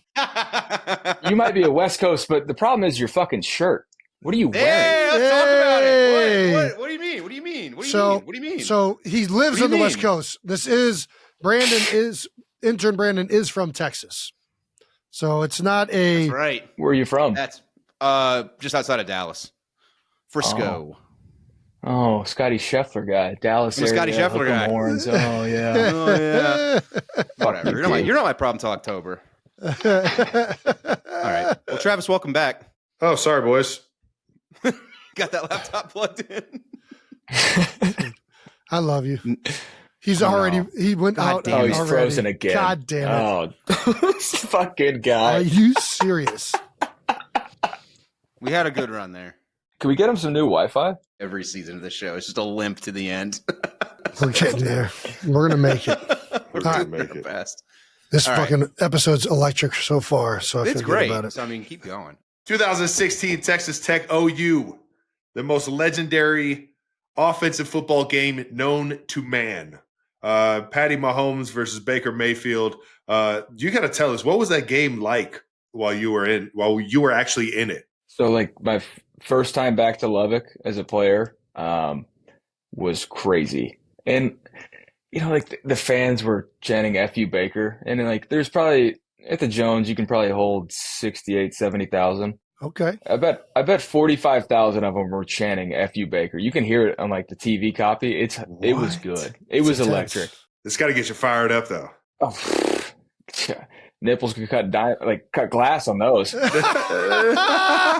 No, I loved it. But, I mean, the fact that I feel like it was Oklahoma versus Pat. We had to score a touchdown every single drive in the second half just to win the game. I'm like, what the hell is this? He had over, I think, like 813 or 819 yards total. 819. Dude, that's the official insane. stat line. The official stat lines for both of these freaking unbelievable legends. Mahomes 52 of 88. That's a lot of pass attempts. That's fucking 88 pass attempps. Are you fucking 88? How does arm not fall off? 734 yards, 819 total yards, 5 touchdowns. Shake and bake. Baker 27 to 36. Much more normal stat line. I mean, Jesus Christ. 545 yards. Not so normal. 564 total, 7 touchdowns. Dude, what this is like a basketball score. The 66 to 59. That was wild. What did you say to what was being said to your guys' defense on the sideline? Like, guys, can we get a stop? Just give us one. One. Just one. Just one, please. No, it honestly was a matter of who had the ball last. I mean, that's the type of game it was. I mean, it was crazy. Atmosphere was unbelievable. And there was a couple easy completions there that Joe Mixon took to the house. Yeah, all right, now. Some things that Lincoln Riley had dialed up. Team game. Yeah, team game. I'm a team guy, football house kind of guy. No, but we had a beat on some beer run things. kind of guy. Yeah. Paint your back porch, anything you want. No, but it was unreal. But yeah, it was just like, hey guys, just give us one. Give us one and we're good. Crazy, man. This has got to be the greatest quarterback duel of all time in college football. All time. Oh, and the Texas Tech, they throw the tortillas down on the field. What kind of tortillas? Yeah, you got to tell us. I don't know about this. Pat hasn't told you guys about this? I feel like I heard it from one of my guys. It's like an old tradition. There. It's like an old tradition. They'll bring tortillas in, like on the kickoff, they'll throw them in on the field. Like we're talking soft shell or hard soft shell tortillas? Soft shell flour, okay. no corn, too flimsy, wind will get it. Yeah. So flours are getting thrown, and they're pretty damn stale. And there's also no telling how, because they tried to ban it, but the kids will sneak them in anyway. there's no telling where they hide these things. They threw one down there on the field. I looked up, saw the guy who threw it, took a bite out of it. That's a baller move. Didn't get sick. No, but you sent a message. You fucking told him. Yeah, yeah. I will eat you for lunch and dinner. Oh my gosh. You think I'm scared of a tortilla? You think I'm scared of a tortilla? Fuck out of here. Yo, let's ask about some of your OU teammates, though, man. I'm big fans of one of my guys that I'm still playing with today, Creed Humphrey. Yeah. You got to give me, what was Creed like in college? He was a football house guy, right? Football house guy. Football house guy. Nice. Beer run kind of guy. Nice. You have to make two. Well, the first one was for himself because he could drink a case of beer by himself. Easily. Yes. And then the second one was for the fellas. Good man. Absolute good monster. Man. All-state wrestler. Absolute stud coming in. I didn't know centers could be left-handed. I thought that was just completely banned. I mean, we didn't have anything under center at Oklahoma, but we had, like taking a knee or like a goal line play. And so when Creed would have to go in, we'd be like, hey, Creed, you have to snap it with your right hand. So we tried to teach him under center how to snap it with his right hand. I couldn't do it. I can't go both ways, man. No chance. I can in no capacity. Could you snap left-handed, Jason? There's no chance. I can't do the simplest of tasks that I do every night. I couldn't do it at all left-handed. I'm not great at it. Dude, it is honestly comical the level of uncoordination I have with my left hand. Like there's guys that'll go in there and like shoot basketballs left-handed or throw left-handed. I don't know what it is. I can't do it. Nothing. The only thing I could do was when I played lacrosse, I got to the point that I could shoot a lacrosse ball left-handed and like stick handle left-handed. But outside of that, no chance. And we did the same thing. We had a left-handed center in Philly that we tried to teach right-handed, and he somehow got it down. But it is something that it's a great point. Like, how much of a difference is it to the point that they teach guys literally to do it with their offhand? Because why would you ever do that unless it actually made that big of a difference? I don't know what it is. I don't know if it's the angle of what it comes up, but it felt weird. Yeah. I don't know. Does it feel weird in shotgun too, or only underneath? Well, I mean, Creed snaps it like you, hard as fuck. So nice. I mean, the spin. Nice. It's honestly respect. When you're looking at it, it looks weird, but it's fine. Okay. It's just with like you're so used to the spin coming a certain way, and then all of a sudden it's coming a different way. You're like, wait, whoa. There we go. Cuts the wind a little different. What was it like playing with Mark Andrews? Marky Andrews, baby. Oh, Mark. What a guy. I mean, you want to talk about anger problems. Mark's got some anger problems. Dude, even when I've only talked to him a couple times, and I feel like he's mad at me about something. I don't even know. I feel like I didn't do anything wrong to him. What did I do? I mean, one of my best friends, but he will not talk to me during football season. Really? Will not. He was in our wedding and won't talk to me during football season. And we used to play him twice a year. I'd see him after the game and be like, hey, how you doing? I'm like, don't come up to me like we've never talked before. Yeah. I've drank way too many Red Bull vodkas with you at Logie's in Norman for you to act like that in front of me. Oh my gosh. What is I love him to death, bro. My guy's all about ball, great, man. Dude. Like, is this like you'll text him and he just doesn't respond? Or is this just oh my gosh, come on, Mark. And I'll reach out to his brother just to try and get an answer. My guy's locked in. I mean, there's locked in. There's been a psycho. My goodness. Sometimes there's only one way to do things. I mean, all ball, man. All ball for sure. Talk about a guy who had to persevere through some things last year with the injuries and everything, man. Still comes up fucking huge late in the season for Baltimore, man. The two-headed monster they got in the tight end room, really three-headed monster, and then you add the rhinoceros they have at fullback. That offense is fucking insane, man. Yeah, it's unbelievable. When I was in Cleveland, just watching them, I'm like, oh man, we're not getting the ball back. They're just gonna run. They're about to milk this shit. They're in 15 personnel. It's not even possible. Right. Yeah. What do we do? It's not easy. Let's work it back to the 2018 draft. As we've said earlier in this episode, number 1 overall pick to our beloved Cleveland Browns. When did you know you were going to go 1 overall? Not till that phone call. Really? So fucking cool. Wow. Because I feel like a lot of the times hardly those deals hear are that. done. I feel like you hardly hear that. Yeah. No, I and like now knowing John Dorsey. Dorsey, baby. Fuck he's the legend himself. My guy, he's the best. Now knowing him, I could probably have said, okay, I'm I'm going to Cleveland. But before that, I wouldn't have known. I mean, it was a standard meeting.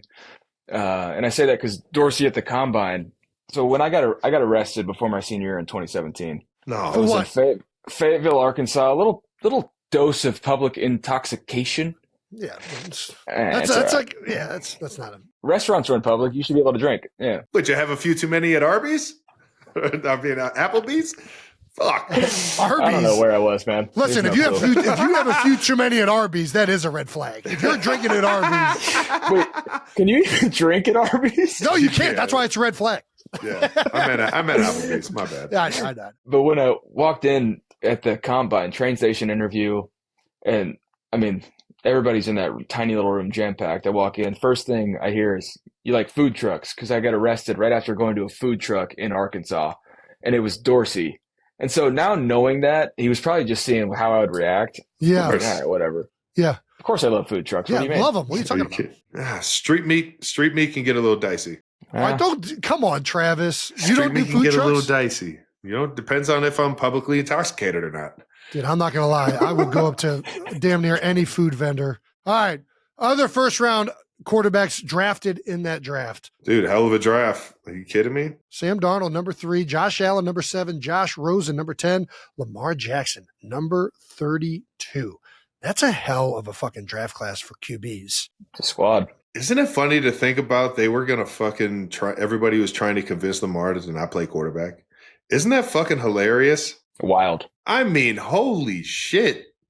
I can't imagine, like, what? I mean, he keeps getting better every single year. I can understand if they were trying to make an excuse just because of how athletic he was, but his arm talent is fucking arguably just as good as his ability to fucking move around. It's insane. He can sling it. And he does get better every year. And, like, he's always had the arm strength.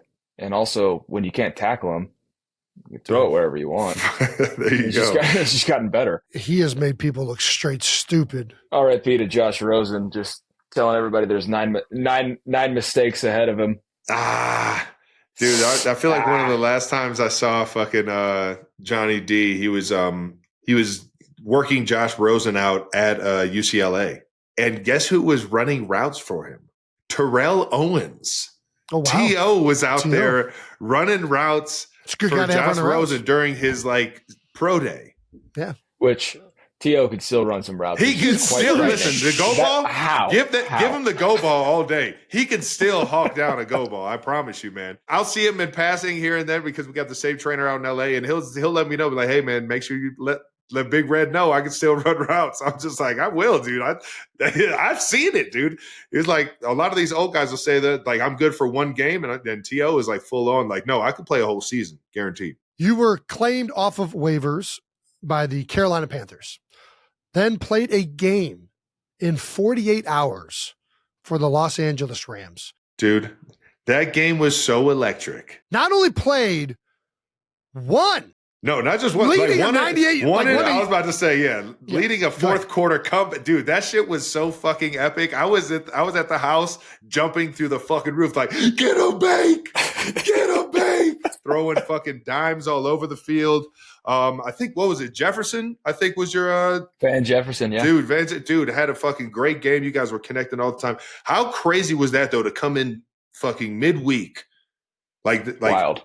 Insane. What are you even doing in 2-minute drill? Because 2-minute is all like signals and like on the line communication. How does that even happen? How did you communicate the play? Did you remember the play? Or were they were like giving and Jason, he's a professional. Of course he remembered the play. It's 48 hours though, Travis. Like, I don't understand. All right, go ahead. Sorry, we'll stop talking. No, you're good. But it's wild having a rush to the airport because I got a call from Les Snead, Sean McVay, like, hey, we'd love to get you out here earlier to see if you can possibly play Thursday. And I was like, fuck. So I rushed to the airport, catch the last flight I possibly can. I mean, I just cleared waivers and got picked up. Get on the flight, get out there. Get to West Coast. I get to the facility at 10 p.m. So it's me, Liam Cohen, and Zach Robinson and Sean McVay going through what they have offensively. Luckily, protection-wise, I was good. Bill Callahan system, like I was good on protection-wise, terminology, all that. Perfect. Nice. If you can eliminate that, eliminates a big part of it. Okay. Hell fucking yeah. did that. After that, I was cramming for a fucking SAT or ACT. Just a lot of memorization. Yeah, like, hey, right. just know that these are 2x2 formations. These are 3x1. These are 1x3. And I was like, okay, my cool. gosh. Like, other than that, like those guys will get lined up. So other than like, I'm having to memorize concepts and whatnot. And I mean, they were like, okay, what you really need to memorize is our like no huddle stuff. Cause we think you can do that. You need to memorize that. And then I'll be damned. Had to learn it for the last under 2 minutes. Dude. Right into it, dude, for a fucking game winner. Sean McVay, though, I'd say it all the time, man. He was one of my favorite coaches. I got a pleasure to meet with coming out when he was over as a tight end coach at DC. How fucking crazy was it jumping into like a short week like that? Like he already talks fast. I can only imagine when the time is crunch, how fucking fast he's ripping those fucking like concepts and reads and all that shit. And I still give him shit because he talks fast. And they were like, hey, Sean, we're gonna have to make Baker a wristband for the game. So they had like 76 plays on there, which was a lot for me to learn in about 24 hours. Yeah. He didn't call a single fucking play off that wristband. And I'll still give him hell about it. But I mean, just an unbelievable guy. What you see is what you get. He's always that energy. Always. And he's a great dude. Great dude, man. That's a completely different system. Like I know that you said the offensive line terminology was the same. Were the concepts with everything that they were doing, was it completely foreign or was there at least somewhat of a crossover? Where was it at? It was memorizing the past concepts because you can't exactly reinvent the wheel on it, but I had a good idea for it. But I mean, some of these play calls, I was like, I've never said that many words in my life. Dude. Not even in a speech. How many words can you possibly put before you say can? Yeah. How do you feel about the long verbiage? I couldn't stand it when I was in the huddle. Whenever the quarterback sounded like he was saying a short story, I'd be like, dude, can we shorten this down to like a one-worder? Like we know if it's got that many motions, just call it fucking Jason, shenanigans. I don't want to hear. We would. No, you can. I don't want to hear this. It would drive me crazy. Like the first play they taught me was like, Zemo to South right, close F short. We got 16 waffle ski, can it with 17 tiff. And I was like, what the fuck is that? Like, what? Perfect. All right. Jot that one down. What's the next one? All right. We got 72 more to go. Got it. All up here in the noggin. Nice. Safety rotation. Understood. Oh, man. We got one more segment. We call it We Gotta Ask, but you don't have to answer. You can just tell us fuck off, dude. So we'll just be rapid firing them at you, dude. First one I got for you. After you got signed by the Bucs to follow the GOAT, Tom Brady, did you get any advice from Tom? No. Solid. You're a savvy vet. You don't need it. Hey, Tom, where's the best spot to eat in town? I don't think we eat the same things. Yeah. There we go. You're known for talking on the field. What did you say to Nick Bosa when you stiff-armed him while throwing throwing for a fourth down conversion? Let's throw this clip up there. Mayfield evades, in trouble, stiff arm, throws. Stop it! That shit was epic. Best part is I wouldn't even throw it to Rashad. I was throwing it to Sterling Shepard right behind him. It's one of the best plays I've seen all year. That's one of the best plays I've ever seen a quarterback make. Exactly what he was trying to do. You got it. Just how I drew it up, man. On fourth and gotta have it just how I drew it up. Just sometimes you just got to give it a chance. We're in 2-minute mode, so I didn't say anything, or else I would have tried to talk some shit to Nick. There you go. Do you have a go-to like shit talking phrases? Like, what is are you cursor? Are you big fuck you guy? Are you? Do you attack them as people? See me on the next play. See me on the next play. No, I took this one from Arian Foster a long time ago. I watched a mic'd up clip of him. Okay. He told somebody to turn around. It's like, what's the name on the back of that jersey? I don't know who you are. Fuck off. Oh, that one can sting. That one can sting. Ooh, that one can sting. That would hurt. I can't take credit for it, but yeah, it's a good one. I'm Jason. Jason. Jason.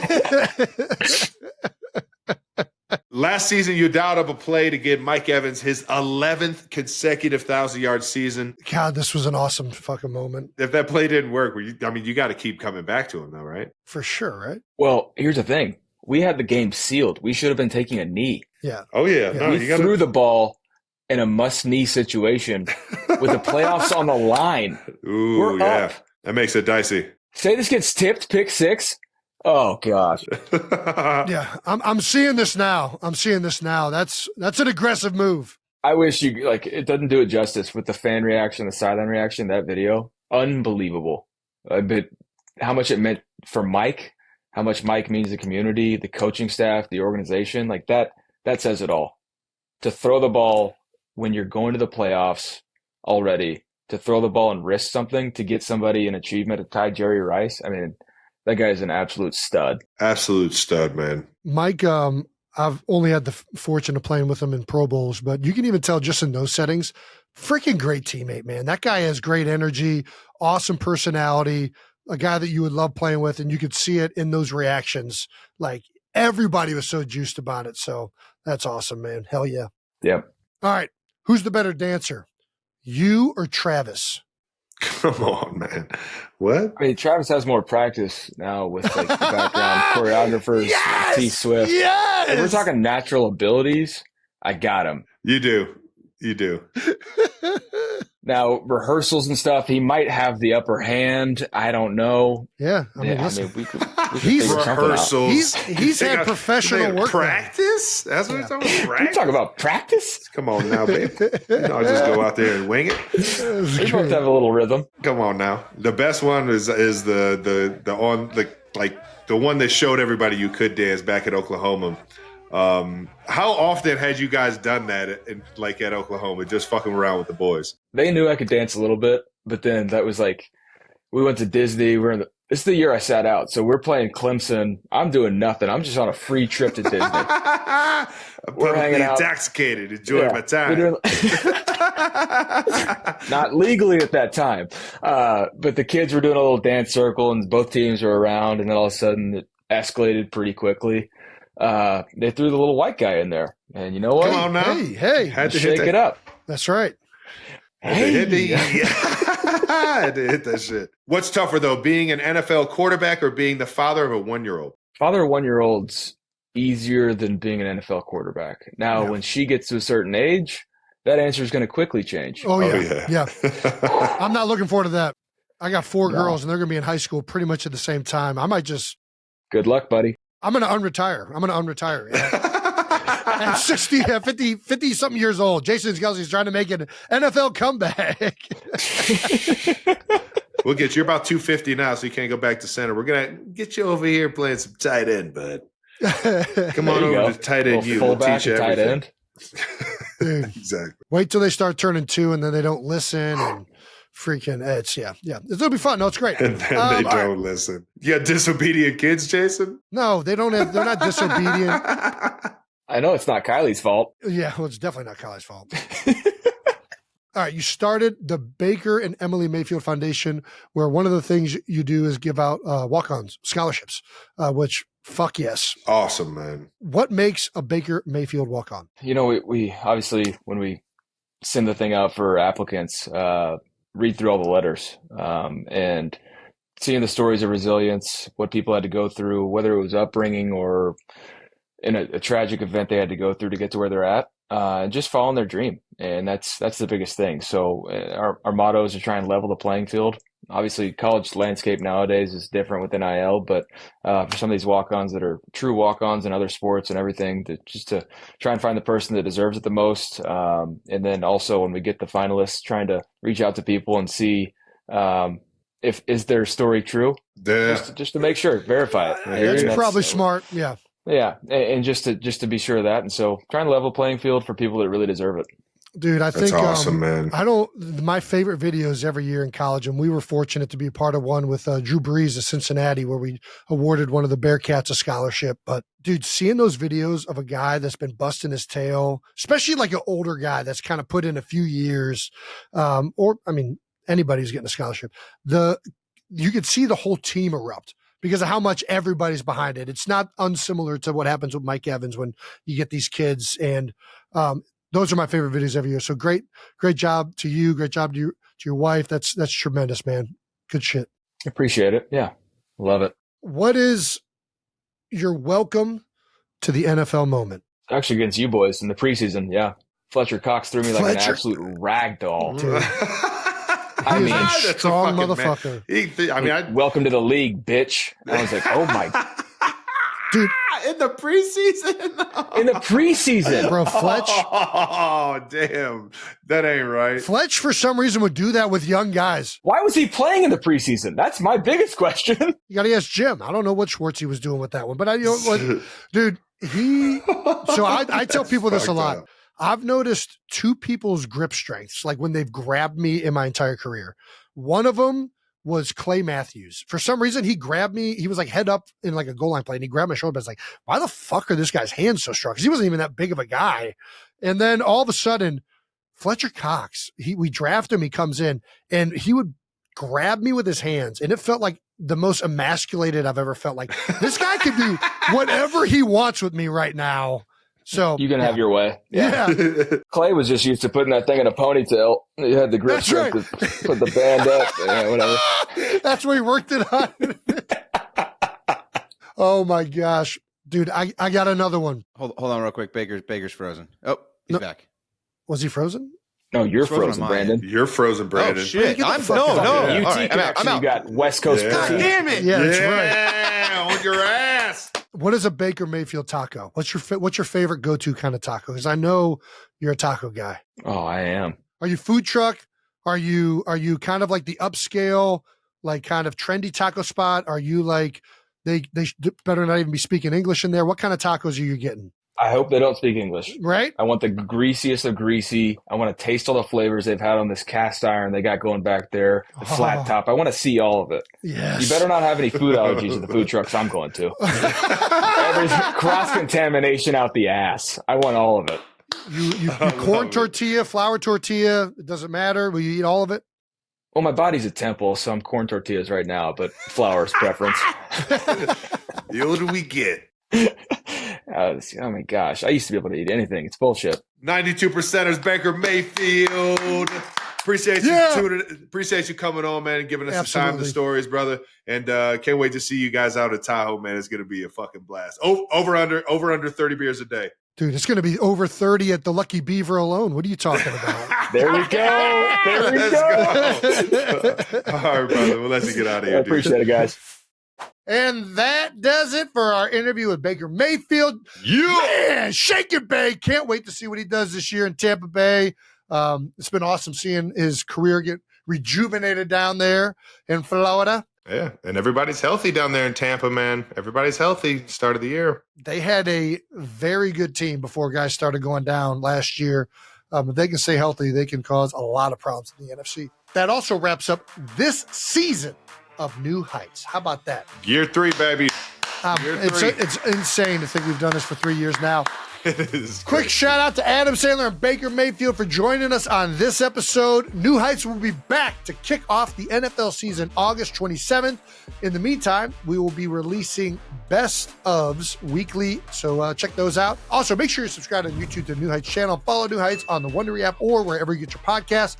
You can listen to new episodes of New Heights early and ad-free right now by joining Wondery Plus in the Wondery app or on Apple Podcasts.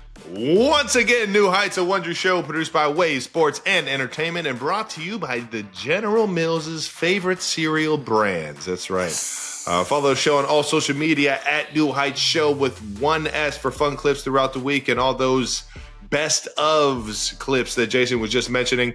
Thanks to our production and crew. Could not do this without you guys. We love you guys. Year 3 in the books. Shout out to you guys for helping this show get to where it is today. We love you guys. All the guests that hopped on with us this season, thank you so much. Thank you for the time, the stories, and thanks again to all you 92%ers. We love you guys for tuning in, and can't wait to jump off another season of New Heights. Yeah, baby. See you guys next year, or in like a couple weeks. Yeah, it's not going to be that long. Don't forget about us. Please. Please, please.